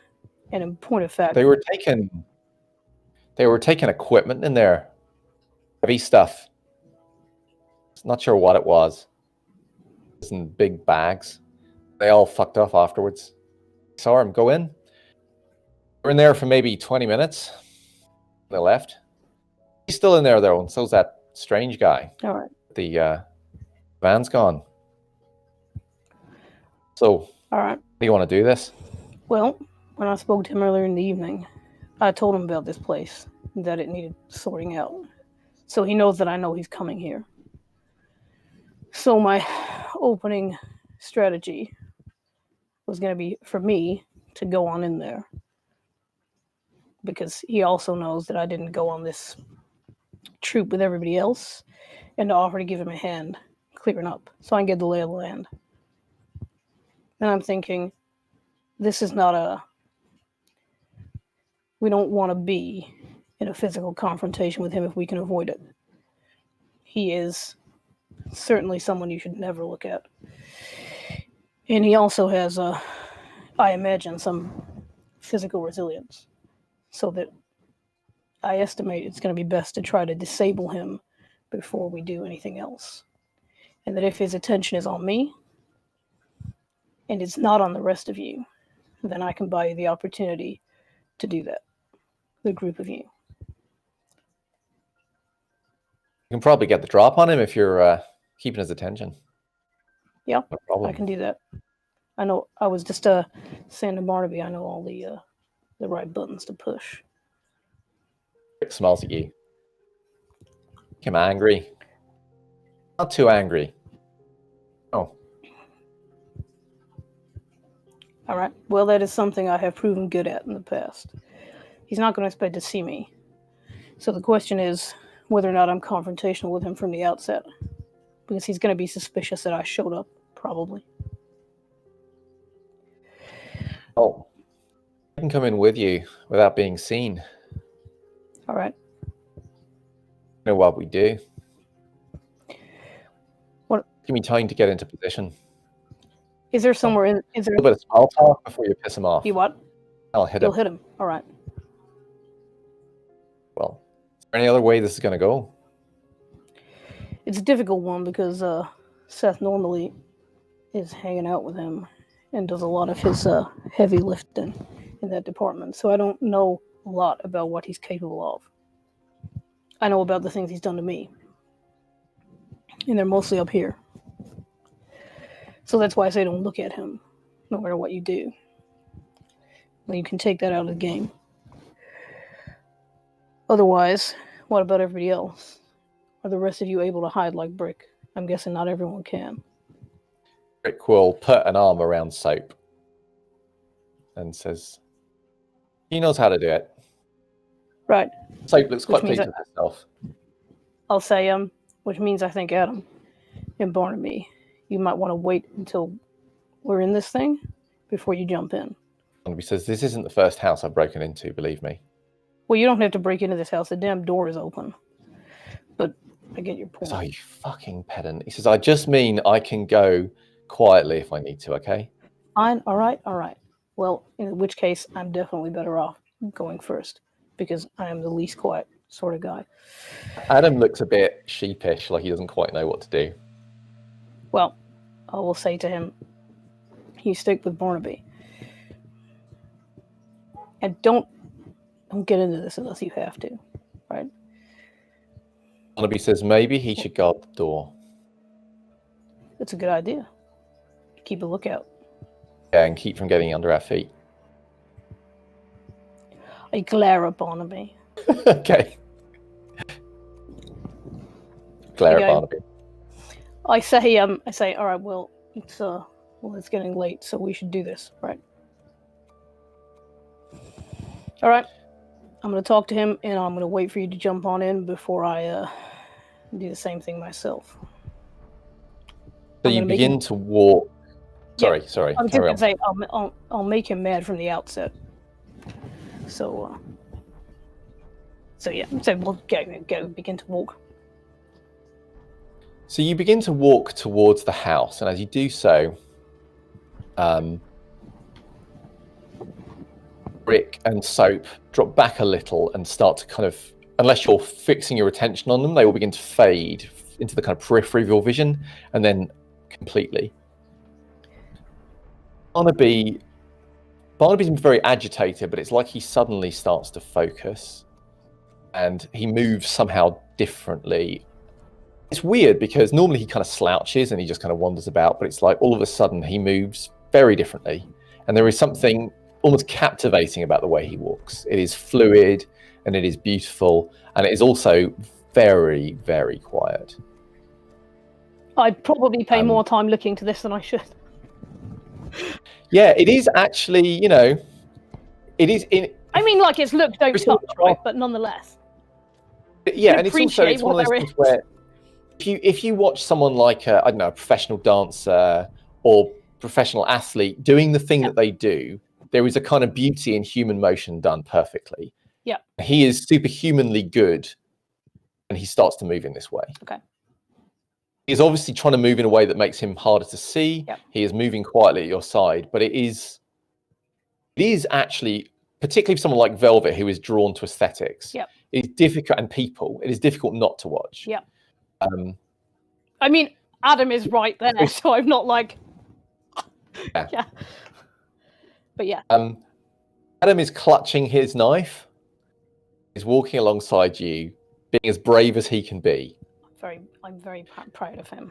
You come down the slightly kind of lovelorn garden along the path until you get to the door. Now, last time you came here, the door wasn't locked or shut or anything else, but it is at least closed as you approach. What is Velvet's intention when he reaches the door? I'll ask Barnaby, can you open this without making noise? Since, it's not your first rodeo. Puts a finger to his lips and at you, and then he goes to the door. And he does look, actually, like he knows what he's doing. I'm sure he does. I've only broken into my family's house, so I don't know this place. And seems to be concentrating very hard. He does get the lock open. Okay. So, then he steps back without making a sound out of the way of the door. Okay. And gestures like, you can go in. Okay, I will go in. I'll whisper to Adam, stay here outside. We'll be back when it's done. He leans in close to you and says, if you get in trouble, just call and I'll come. All right. Stay out of sight, okay? Then he'll impulsively kiss you. I'll kiss him back. And you have a perhaps longer than would be strictly sensible kiss. Yes. At the moment. I might not see him again. Yeah, there is something of that in that kiss. It is people clinging to something they might be about to lose. And then you turn and make your way into the house. Okay. And I'll come back to you in a bit. Sure. So, meanwhile, back in Reading, you're on a rooftop. God. This does not bode well at all. You are making your way across the roof to the way down.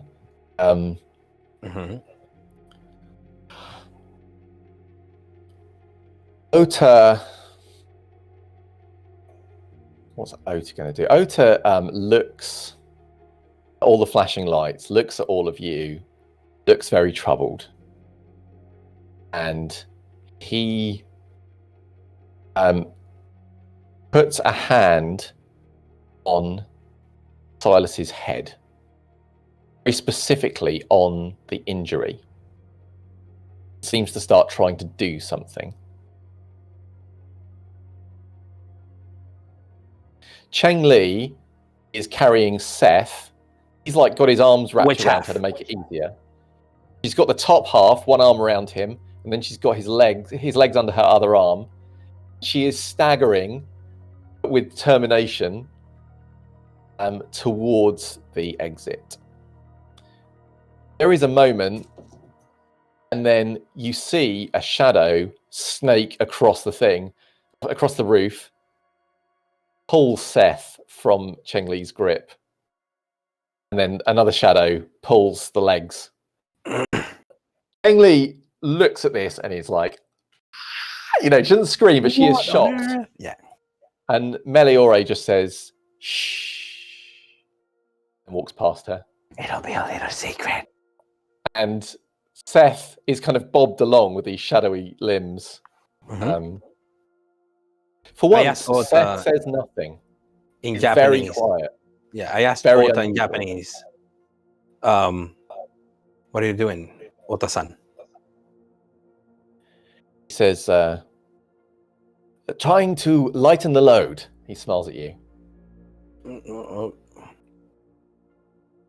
So I need he's him going in to one attempt to piece. do it. I just say I need him in one piece. Okay.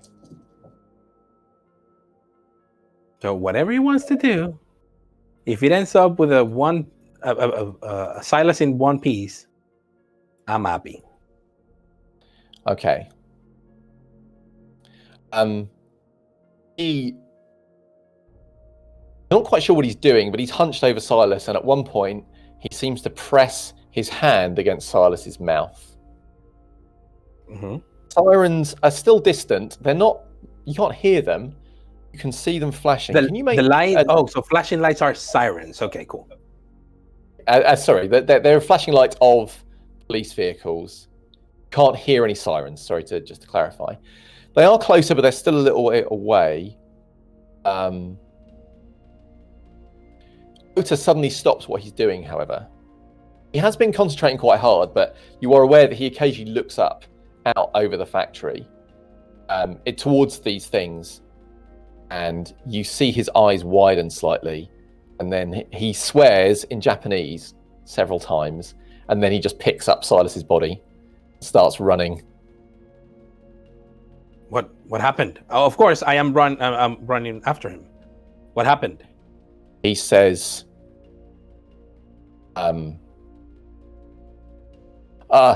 someone else is coming. He says, not just police. I turn around, look at Meliore, and he's already starting to go down the stairs. Yeah, let's move fast. And I bolt so I can go and get probably Finn's car. I don't know if Finn's car is there. My car, so we can put Silas in the trunk. Last you recall, Finn drove around the back of the factory with Seth. You parked outside the front. Okay, yeah, I'll go out the front. I go out the front. Okay. Closest path to the front. Get in the car. And drive the car in reverse to the entrance, so when Meliore comes with Silas, can put him in the trunk. Just to say, when you go through the factory, it stinks of blood and death and fire. Some of these scents are appealing to your beast, others are very much not appealing. However, you are aware of the hunger in your veins. You are aware of the need to feed. However, you pass through the factory. There is no one alive, or at least if they are alive, they are hiding it really well in here. Everything's very still. You go through the factory. There are bits of broken glass, of course, from the various gunshots around that crunch under your shoes as you're running through the space. It is still very brightly lit inside. It's dazzling after being on the roof. In a weird way, though, it is so bright, it actually makes it quite hard to see the details, so perhaps that is a good thing. Theodore makes his way out to the front of the factory, begins to cross the space. As you are getting into your car, starting up the engine, you will see a couple of vehicles. They're quite hard to pick out as you're reversing your way towards the back of the factory, because they are black and they are moving fast against the night sky. But you think they are vans of some kind. Okay. I reverse the car all the way to the entrance and run inside to help carry the others into the car. Okay, so you reverse the car up to the entrance, and then you get out and you go round to help the others. Yep. So Cheng Li is now first because she's no longer carrying Seth. And she will make an immediate bolt for the car. Ota is kind of coming out next. He is carrying Silas. It is obviously costing him to do so. As he's coming out of the factory entrance, so Cheng Li is now in the back of the car. He is approaching. The vans are now close enough to hear their engines, and they are bearing down on you at some speed. What action, if any, is Theodore taking? I don't think they're friends. No, there's nothing about them seem friendly. The windscreens seem to be blacked out as well, you will note. Okay. Cannot see who's driving them or who's inside. So what I do is as Silas is being put in the trunk of the car, I grab mine 9mm, and I unload the entire clip on the driver's seat, on the driver's seat of the closest van, as I walk to the driver's seat of this car. So as I walk around, I just walk the entire clip, a full-out attack action. So you don't need to roll for this. You unload your gun, and the van that you're firing at will begin to swerve. The glass will crack under the impact of the bullets, but it does not shatter. The van will swerve away, buying you a little bit of time as the clip finally exits. It is the lead van that you have shot. Yep. You climb into the seat. As you're doing so, you will see Seth's legs being inserted in the trunk. Actually, is the boot still open? Yes. The boot is still open. You will see Seth being thrown Seth's legs into the boot.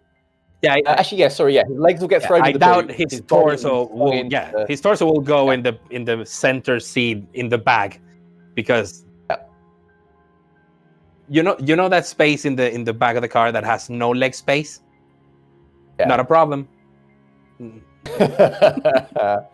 So Seth has been slung into the middle next to Cheng Li. Ota is trying to fit Silas Silas in the boot. So Ota is trying to get into the back as well. Yep. Meliora is moving around to the passenger seat. Yeah. You have now got into the driver's seat. And I kick the car into gear and I start driving like a madman. So, or like a stuntman that doesn't do stunts. As you are like kicking the thing in, Meliora is opening the door to kind of jump in. And the first van begins to right its course. You are starting to drive like a madman. I would like you to make a dex and drive. Or wits and drive if you prefer. Well, right now I'm not in heavy traffic. It's just controlling the car in the lot and going through it. So I think it's right now should be dexterity, but then when I start going into the little country roads or whatever, I think it's going to be more wits. I would imagine. Are you rousing? That's what I am. Yes, I am. Okay. Cool. Let me fail my check. Oh, I'm willpowering. Oh, wait a second. I'm not willpowering. Well, I got one success. Okay. I'm not willpowering it. So as you are starting to pull away, the van kind of swings around. So it's going to kind of like pass alongside you, but kind of going the opposite direction. Mm-hmm. Side panel of the van opens, and the first thing is there are kind of lights, not like giant floodlights like you had in the factory, but like laser targets. Oh. You hear a number of things go off. You catch a glimpse of Meliora arcing upwards as something shoots her through the back, through her chest. Then something else shoots her. You catch a glimpse of something kind of falling around her, like a net. Then she is gone from your vision. Wait, is it? As you were coming forward, isn't she in the? She was climbing into the passenger seat as you were pulling away. Okay. And as that is happening, she is shot in the back through the chest by something, also shot with some kind of net gun. Okay. The end of that net seems to be attached to something within the van. Okay. And so as you start to go forward, they pull away. The first van has now righted itself, the one that you shot at with the fractured windscreen. It begins to pursue the car. You are also aware of sirens. Now you can hear them as the police are arriving imminently. Yeah. What do you want to do?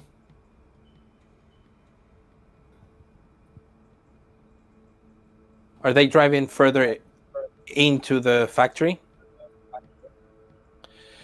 So the second van, the one that has snagged Meliora, is driving kind of back in the direction of the factory and the police.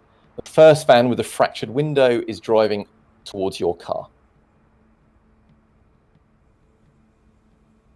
Yeah, I'm a little lost spatially. Okay, so let's imagine the factory is behind you. Mm-hmm. You're in a car. You are driving kind of back towards the road that would lead kind of ultimately back to the main motorway in Oxfordshire, etc., etc. One of the vans has passed by you on the passenger side. Crashing into the factory? No. It's like doing a tight circle as it does so. Okay. And as it's passing you, it does that, and now it looks like it's going to start trying to drive back towards where the police are. And that's the First one van that has had to Meliore. pull a circle. Say again? That's the one that has Meliore. It's the one that has Meliore. First van, which you made pull away from you, basically did like a full circuit, is now righting itself and coming back after you. It's resuming the chase. Okay, I go behind the van that has Meliore because that's the way to the exit. And Well, there is more than one exit.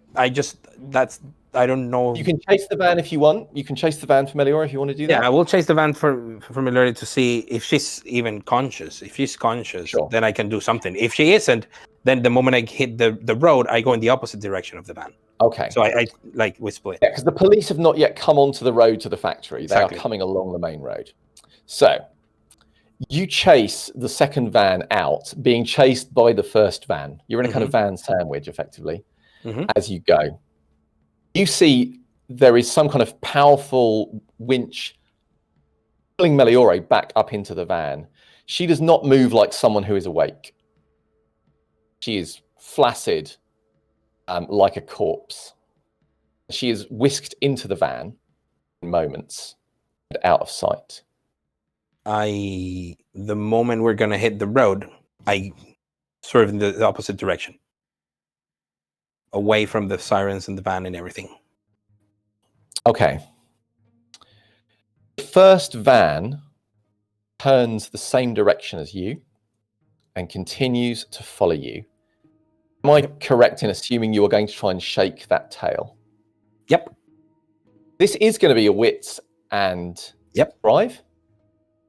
Because this is not so much about speed. This is not the fastest car in the world. This is about knowing the roads and knowing when to take the turn at the right moment to shake it off. I will rouse again. Sure. Because my rouse checks were successful the last time, but I don't think it's going to be successful this time. Seth says to Ota, "Put me out the window." I got 4, 5, 6 successes. Sadly, it's a messy critical.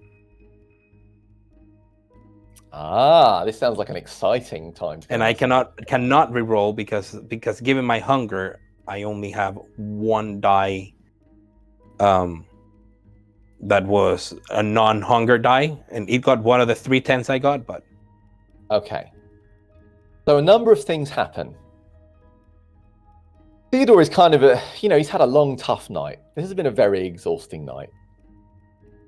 And there is some bit of him that can't believe this has happened and is furious, and and also doesn't want to get caught as well. He's kind of got a mix of emotions going on. Welcome to Hunger 5. He is like barely in control of himself as he is driving this car. However, he is also driving on instinct. He's driving like a vampire possessed. So he takes these corners aggressively. He punishes this car in ways that cars should not be punished. Not just outside, because of course you're going to cut corners, you're going to bump off the road, you're going to skid against the curb, but also the way do like super tight turns. Yeah. He also though is stamping on the pedals, wrenching the gear stick almost hard enough to pull it out of the whole gearbox, nearly ripping the steering wheel free. Seth is pushed to the window as you're driving by Ota and Cheng Li. It looks incredibly uncomfortable for everybody. Will, however, manage to get his shotgun out the window and he will fire a few shots. You would be amazed if any of them hit anything, but he does nevertheless do so. Well, at some point, I'm not sure if it is. Well, no, Theodore is probably sure it's his brilliant driving rather than Seth's shooting. But at some point, the van stops chasing you.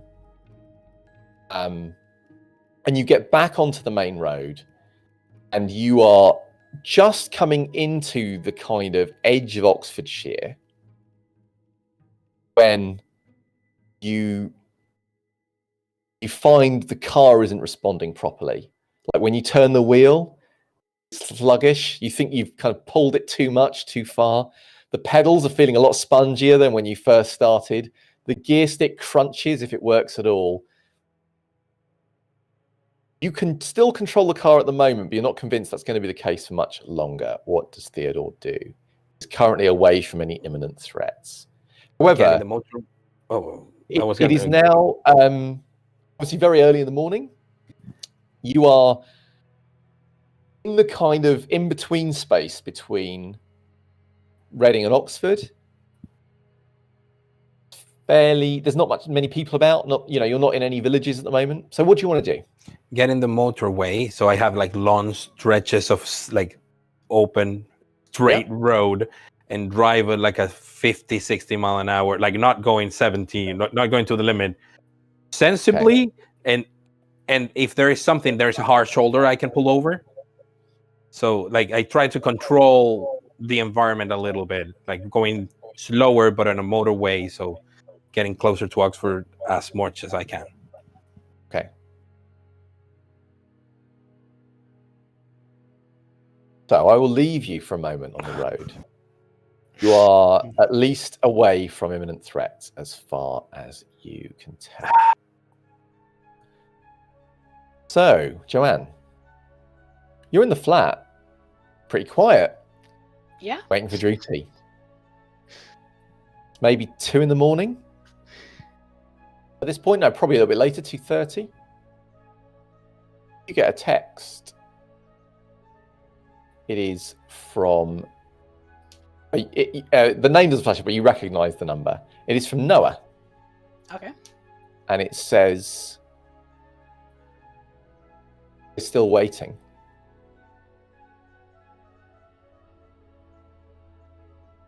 I'm just going to reply back with, in hiding, people are on my tail. Okay. There's no reply. Yeah.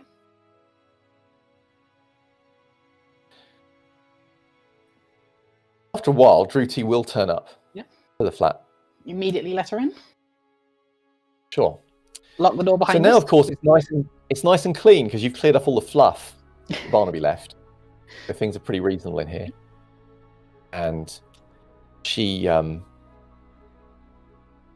says, "What's going on?" Well, as far as I can work out, I don't even know where to start. Velvet's gone off to kill Wallace. Her eyebrows shoot up. I think Theodore has gone off to try and kill Lord Amago. He looks less surprised by that. And I don't know if to take it as an insult. According to Velvet, Sir Francis is after us. After the Toreador. And, well, I think Thorn's been killed. And she's now hunting for people who know where me and Barnaby might be.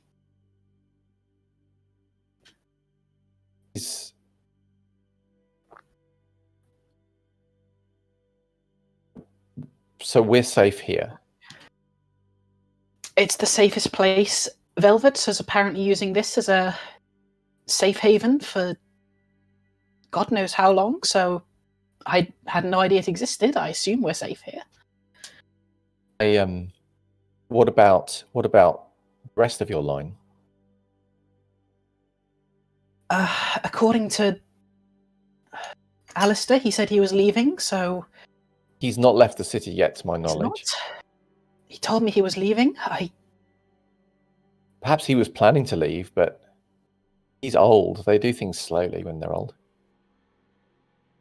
Then Sir Francis might be on the way to him. I know where he would be. I don't know if I want to go there. I don't want to go Sir there. Francis is going there. There's still people I need to protect. I can tell you that Kelly's left the city. She didn't hang around. So I don't think Sir Francis will get her, at least. Well, Actually, I don't know if that's true. Well, at the moment, I'm trying not to think about that. I don't think we should just sit here. I don't think we should sit here and wait for Sir Francis to come and get us. I think we should get some protection. I'm all open to ideas. Oh, I know someone who will protect us from Sir Francis. You do? Yes. Sir Marta.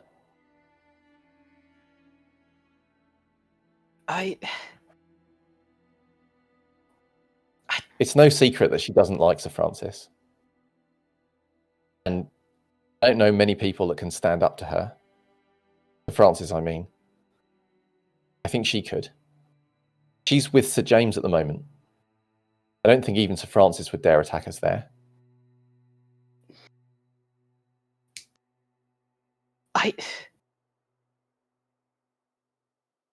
You're right.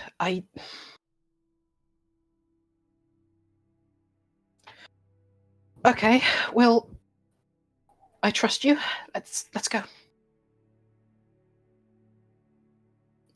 She says, okay. I'm going to make some arrangements. I want to make sure we've got some options. And yes, it'll take me a minute or two. That's fine. Excuse me.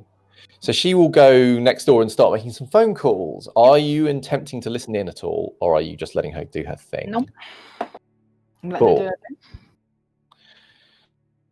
thing. So she says, I'm having a vehicle dropped off nearby. I can't drive. Can you? She says, I can drive. Okay. Because it goes with the job. I spend most of my time traveling around. I'm a bit... Okay, yeah.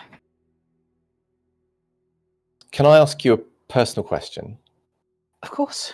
Are you good at hiding yourself? I like to Have think you learnt so. that skill? I can see people who are trying to hide themselves, but I don't know. I don't know on the hiding myself. She says, I understand. Well, if you come down in about 5 minutes' time, I'll come by and pick you up. Okay. And she goes to the window, opens it, looks out for a few moments. She says, she doesn't like stick her head out, but she says, do you see anyone out there? I'll go to the window and use the power. I can't remember what it's called because I didn't put it on my Roll20 sheet. Could you make a resolve and Auspex roll, please? Sense and unseen? add your blood potency. Sense the unseen is the power, yeah. Composure, resolve, and Auspex, yeah? Resolve and Auspex, add your blood potency dice using a discipline.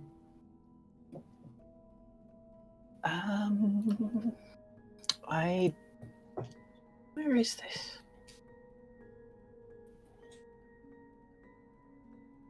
Okay, I'm going to get my paper sheet a second.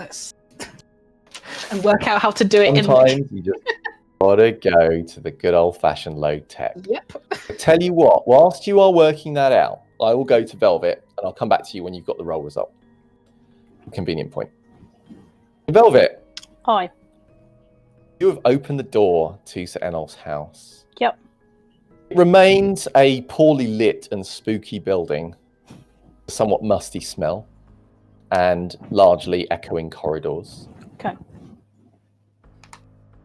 There is still the warmth, though it's fading swiftly, of Adam's lips, left behind on your own. You are aware that, not that you can hear him very much, but you're aware that Barnaby is moving not far away behind you, kind of shadowing your approach through the house. And you would like to think that maybe Brick and Soap are around, but you genuinely have no idea if they're here or not. Well, yeah, I'm all in with this. So I mean, can I hear any noise that is like the noise of people doing things?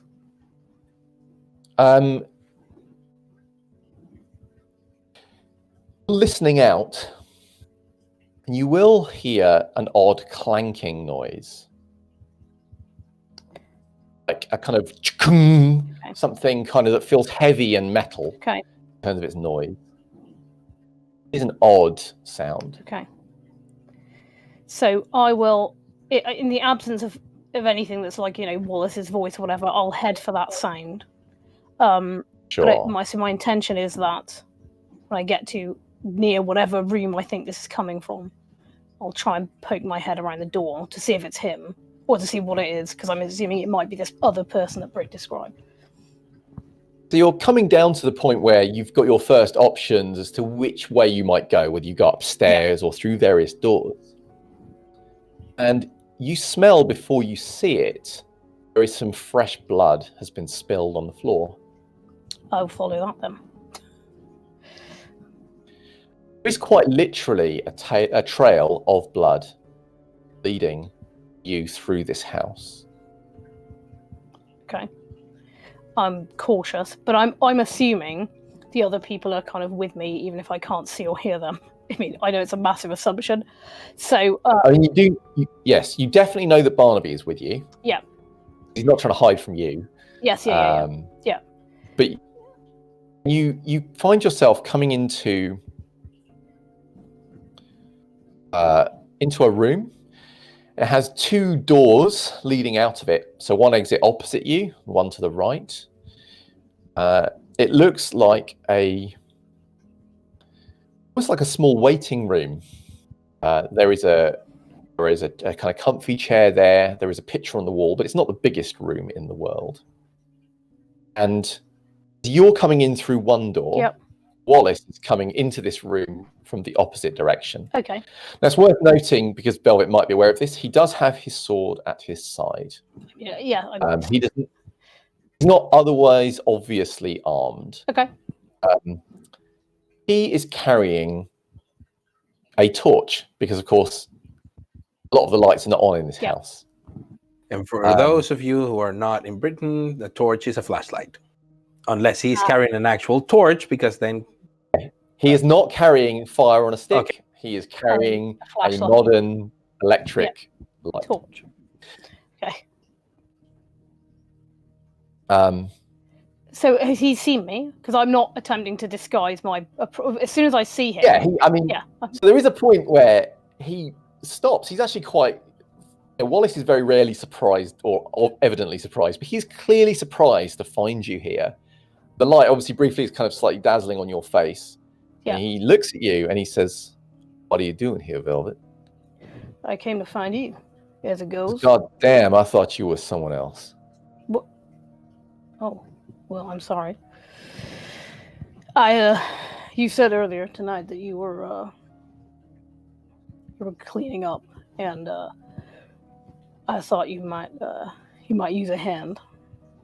So I came here on spec. Wasn't much else going on. And I didn't travel with Seth. So I thought I'd drop by and see if I could help you out with anything. Well, that is mighty considerate of you. I don't think you've got stomach for the kind of work I'm going to do tonight, so I'm not sure you should stay too long. Oh. Well, that is unfortunate. There was something else that I thought of. I thought I would talk to you about. While we worked, sort of thing. Something's been on my mind, so it was. Well, is this important? Yeah, I mean, it is it very important? It may have escaped your notice, but I am somewhat occupied at the moment. This is not a time for polite conversation. Well, it's all right, because it's not. I'm not intending for it to be a polite conversation. I warn you, Velvet. if you are going to try me, this is not the night to do it. I will not be so lenient as I was in the past. So if you have some trifle, then I suggest you leave it till another night. If it is genuinely important, then you have my ear. You make up your mind before you open your mouth. Oh, it's genuinely important. He seems to give you his full attention. So I'll say to him, "Point of fact, it's about Adam. You see..." Immediately looks unimpressed. I'll say, Immediately. "See, I made a decision earlier that I don't agree with you on the matter of whether or not I should see him. And so I thought it might be sensible for us to have a conversation about that so that you can change your mind." Well, I'm not in the habit of changing my mind, especially when you seem hell-bent on making yourself a slave to someone that is not worthy of our line. Dear. Oh, that's disappointing. Okay, so I'll just fling myself at him. Yeah. On point. Just going to fling yourself at him. Yeah, well, to hit him, right? At this point. Are you like, in terms of that, are you running forward to like strike him like a kind of how dare you, sir? Are we talking like I'm going to throw myself teeth out, or I'm just going to punch him? What spectrum are we on when you fling yourself at Wallace? I'm going to punch him. I mean, obviously badly, but I'm going to do that. Excellent. Yeah. I mean, obviously I may not, because I presume you want me to roll dice. Yeah.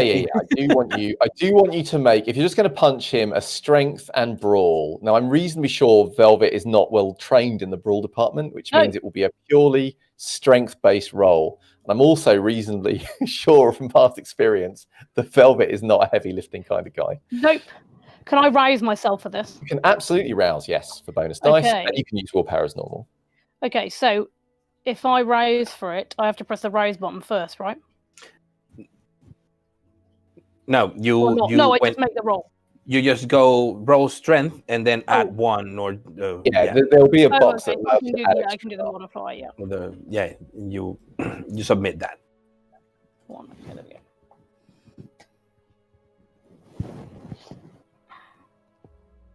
There we go.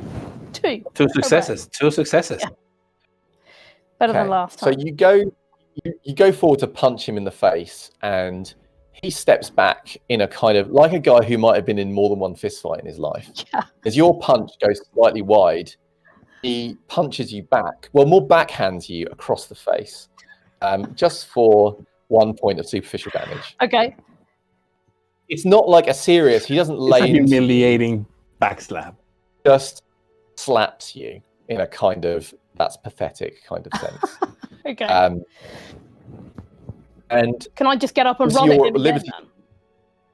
You can totally do that. So he's halfway through speaking to you because he doesn't assume this is a serious thing. When I'm running at him, take out my knife and try and slash him with it.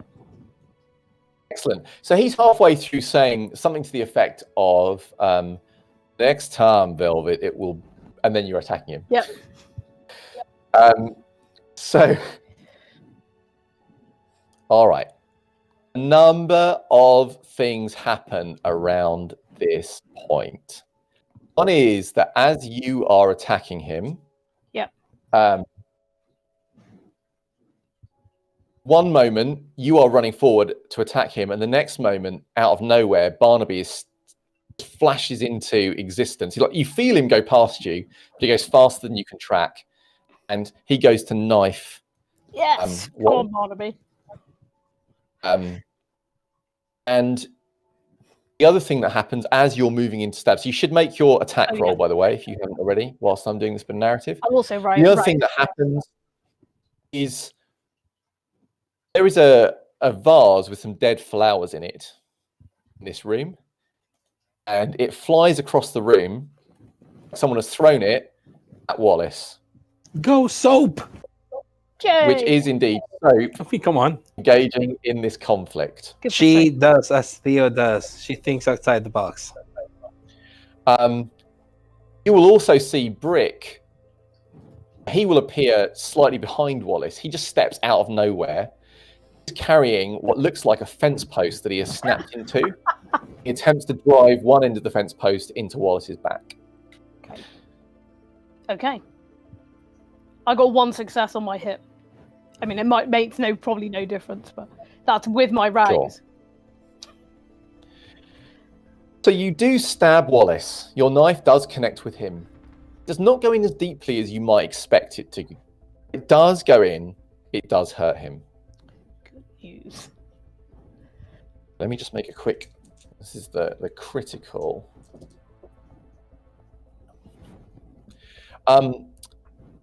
Brick does ram this fence post into Wallace's back. However, not accurately enough to penetrate his heart or anything super useful like that. But enough to wedge a fence post into his back. So there is still that. Good news. Yeah. Better than a kick in the face. Yeah.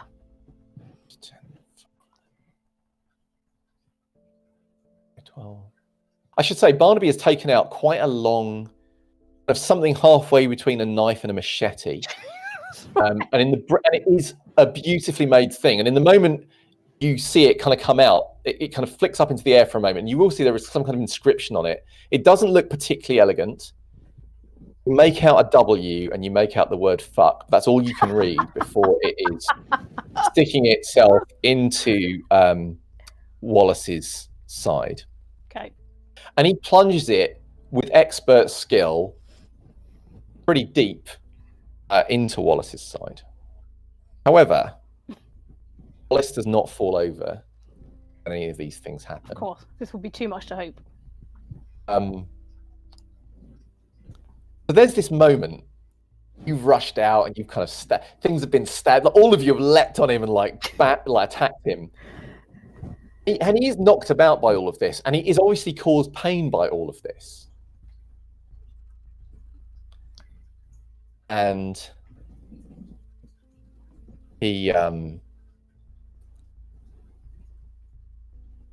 basically bares his fangs at all of you and says,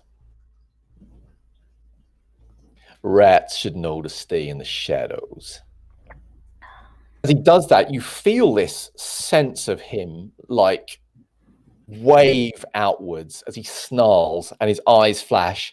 And suddenly he's not so much like a human-shaped man who's a shit standing in front of you. He is a kind of primal, terrifying predator. So I would like you to make a composure and resolve check for me. Okay.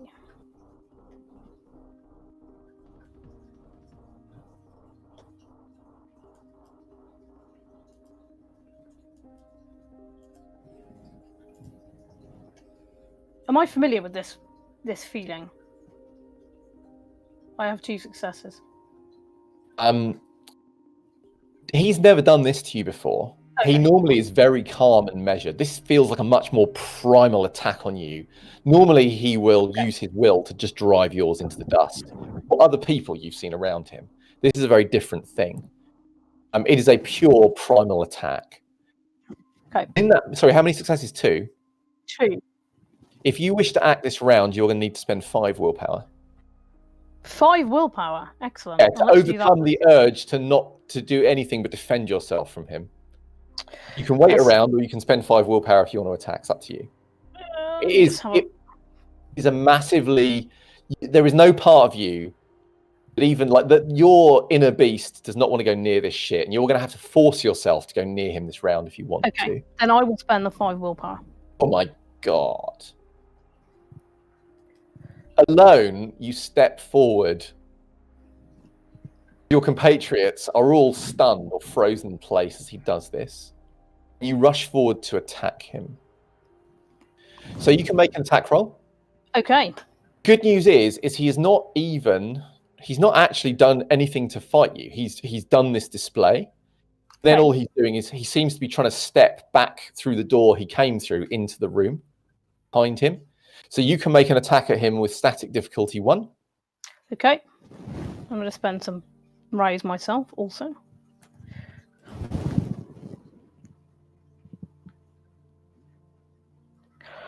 Oh dear, there's some will. I need some willpower on this. I'll use the last of my willpower. Well, you can spend extra willpower, but it will just turn those superficial points of willpower into aggravated points. I don't think I've got any normal dice you can roll for that.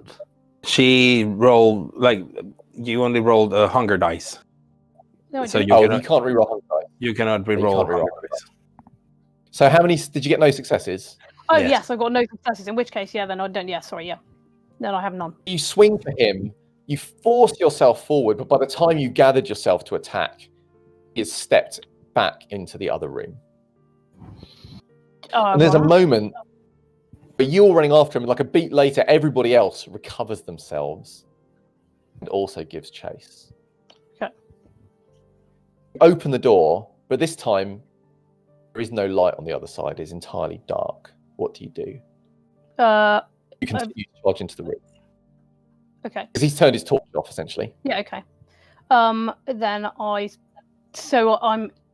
if everybody is behind me, then I stop. Everyone is rushing as you rush forward. And as I come into the room, we'll pause for a moment because I've still stabbed him, right? So I need to try and smell where he is. So are you pausing in the doorway? Well, I mean, I guess I'll get into the darkness, and then I'm gonna, and then I'll stop. Okay, so you step into the room, and they also kind of pour into the room behind you. I'll come back to you in a minute. So, Joanne, what did you get? 4 successes. 4 successes. You look out into the dark, trying to penetrate the kind of mystic veils that some people draw over themselves, and it seems to be an empty street. You feel as confident as you can be. There is not a terrifying old Nosferatu walking around out there. I can't see anyone out there, no. She nods to you, and then she opens the window and swings out. A few seconds later, lands. And you don't see her leave from there. So she just vanishes? She drops down into the bushes, and you don't see her leave them. So either she has had the most embarrassing leg-breaking fall, or she has managed to sneak away without you. Oh, actually, that's not true. 4 successes. You see her leave. There is a strange haze around her. Yeah. You see her go. She is obviously she's hiding herself from sight, but you can penetrate that. Yeah. So I'll watch her go, and then when I see him leave out of sight, I'll just close the window and wait. Bit of time passes. A car will pull up. Yeah. Just kind of casually pulls up. Yeah. I'll send a text to Velvet and say, just moving. Druti's taking me to a safer place.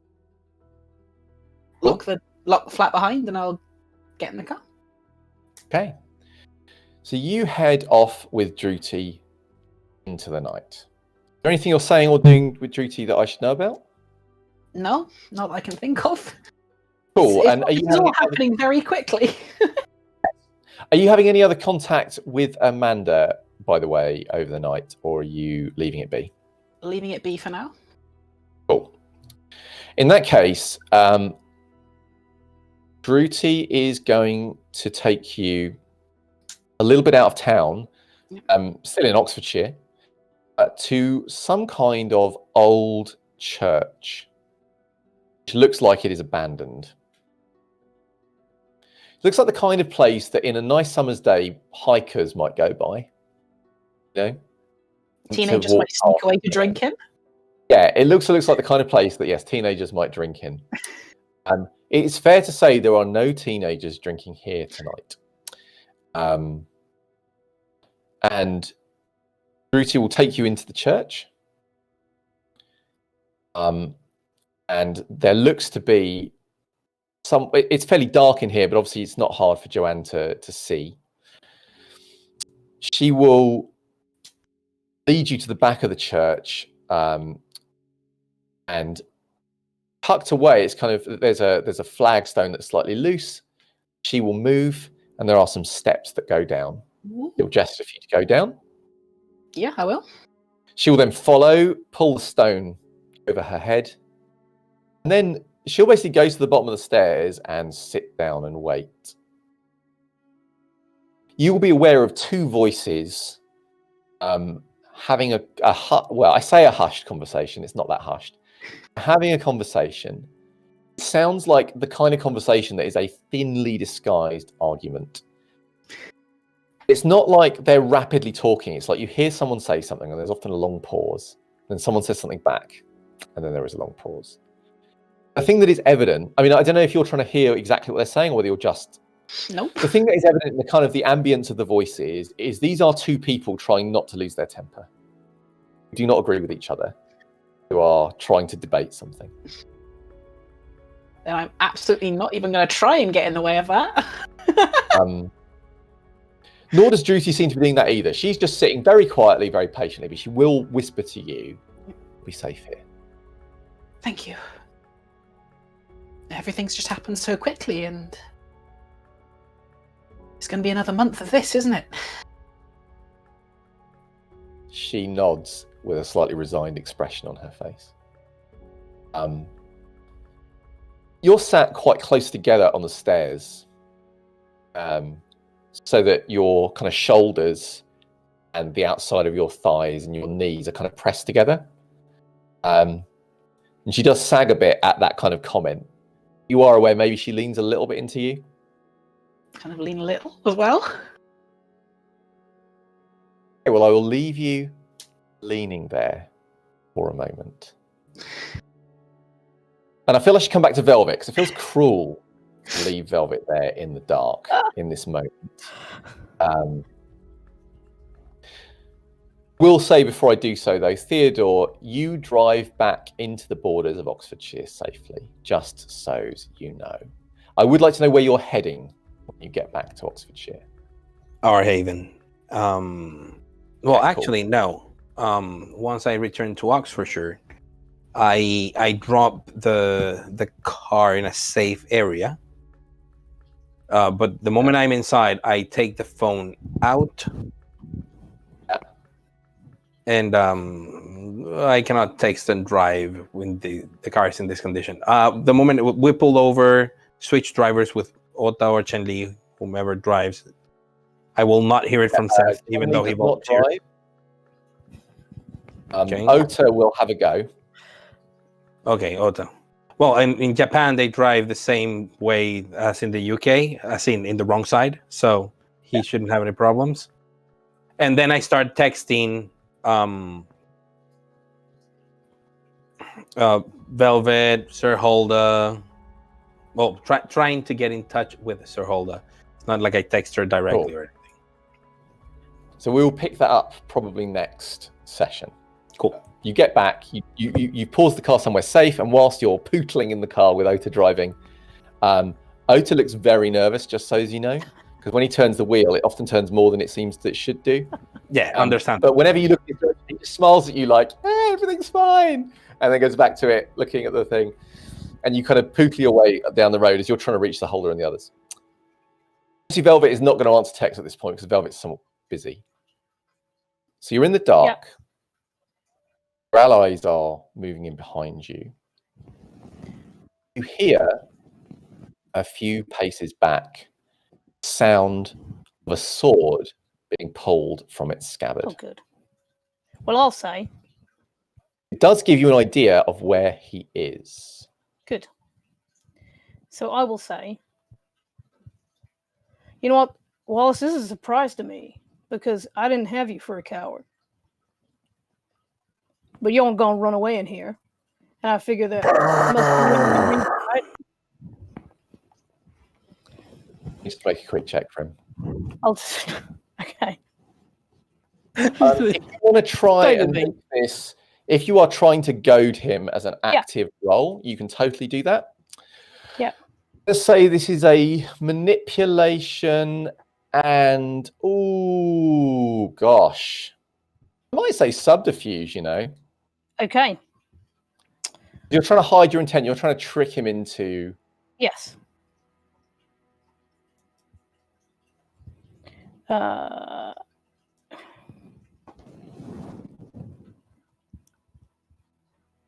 4 successes. Okay. Let me just make a quick check for him. Okay, he says, "I've had just about enough of you, boy." And you hear him. You think he is rushing towards And you. I rush back out of the room, or I try to. So I'm kiting him out of the room. Yeah, now your people have already come in behind you into the room. So I'm thinking they can You close step behind back into the light. Yeah. Some of them you think, because you can make them out partially, move forward. You hear a number of odd noises. You hear the sound of fighting. Over and above that, you hear the sound of heavy metal devices discharging and people calling out in pain. Okay. It's, however, still dark. What is Velvet's immediate action? So just to clarify, I can't see him yet at the moment. He in this moment he's not crossed Okay, yeah. the room. So all I can hear is various people calling You out. hear 3 or 4 loud metal clanks, heavy metal clanks, and at least one crunch of bone. Okay, then I'll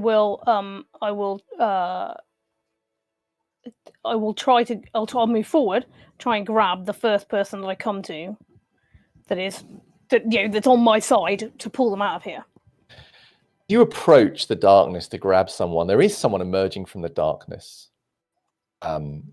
Seemingly not one of your allies, Wallace. His face a mask of fury. You have been successful in drawing him out. It's just taken him that long to cross the room, and you realize the reason for that is that there is a bear trap attached to his right leg. Excellent news. And he is dragging his leg behind him. What in his leg? A bear trap. A metal sword trap that has sprung shut on his leg. You are also aware of some of your allies having hit some kind of similar problem. Okay. You're fairly sure Brick is one of them. It's hard to tell otherwise. Okay. However, Wallace emerges, his face a mask of fury. His leg, it is a miracle that it's not been cut off completely, or alternatively, he might just be a Ventru, who knows. Right. But it is nevertheless bitten deep into the flesh there. He is moving awkwardly. So once you think you are faster than him. Okay. What do you intend to do? Well, my goal was to try and stab him right in the middle of his chest. You're just gonna go forward but and I attack want him. to go. I want to do that from behind him, through his back. Well, he's already coming through the door. In his back. Well, that. Say again? He's still got the fence post in his back.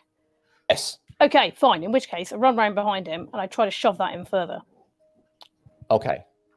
So as he comes out into the room, you try to run around him and push him. I mean, in a wide circle, right? Yeah, not within a saber's length. This is going to be a wits and melee roll. Okay.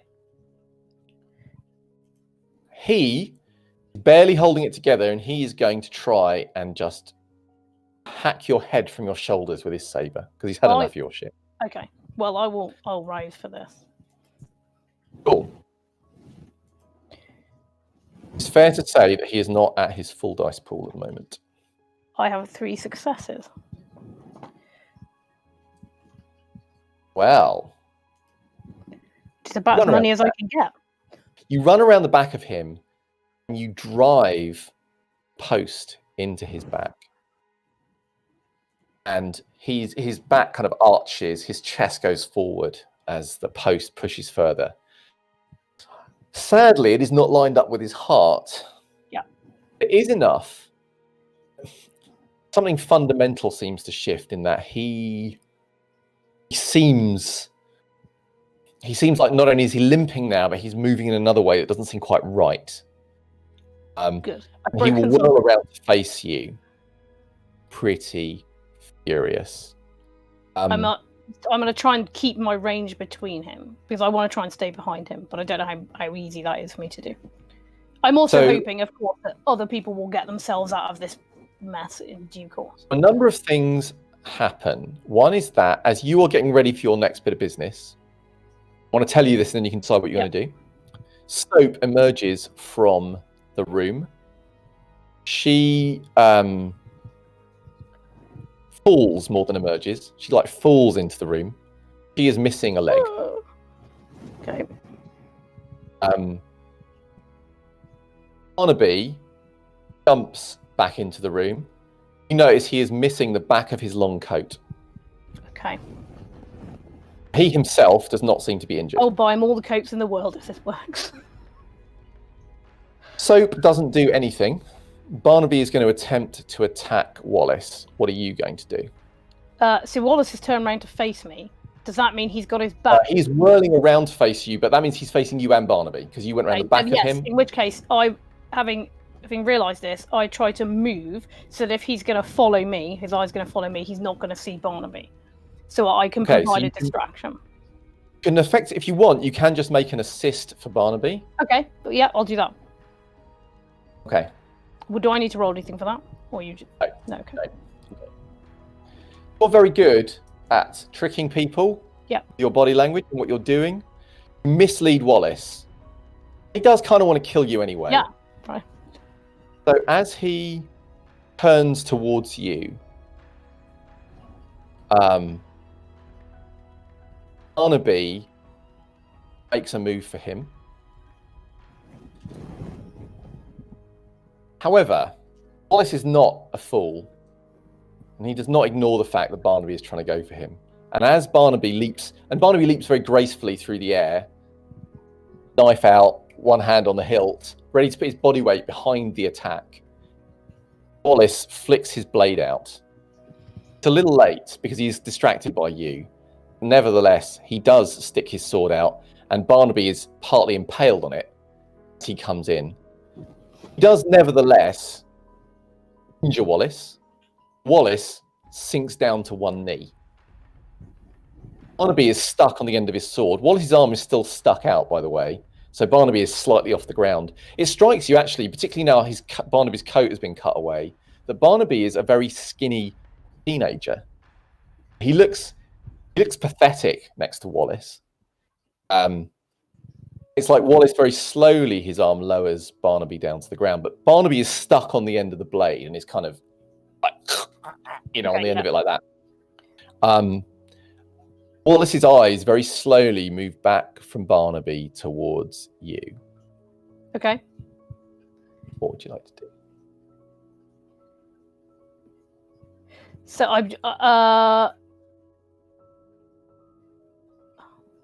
I think that I need to give Barnaby a hand.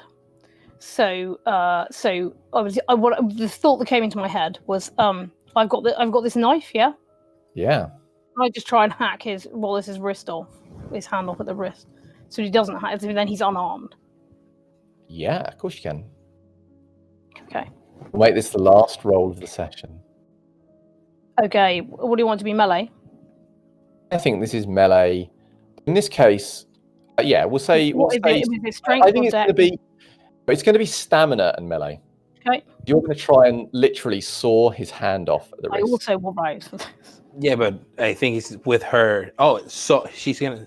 Got a knife. Yeah, because then He's he got his won't arm have a out, weapon. Barnaby's on the end of it, holding it steady. Yeah. It's not a single brutal strike because Velvet just can't do that. No, exactly, it is going to be just the kind of. This is a very difficult thing you're attempting to do, but you never know. I have 2 successes. Okay. Do not cut his hand off at the wrist. Fair enough. Do cut a deep injury into his wrist. Good.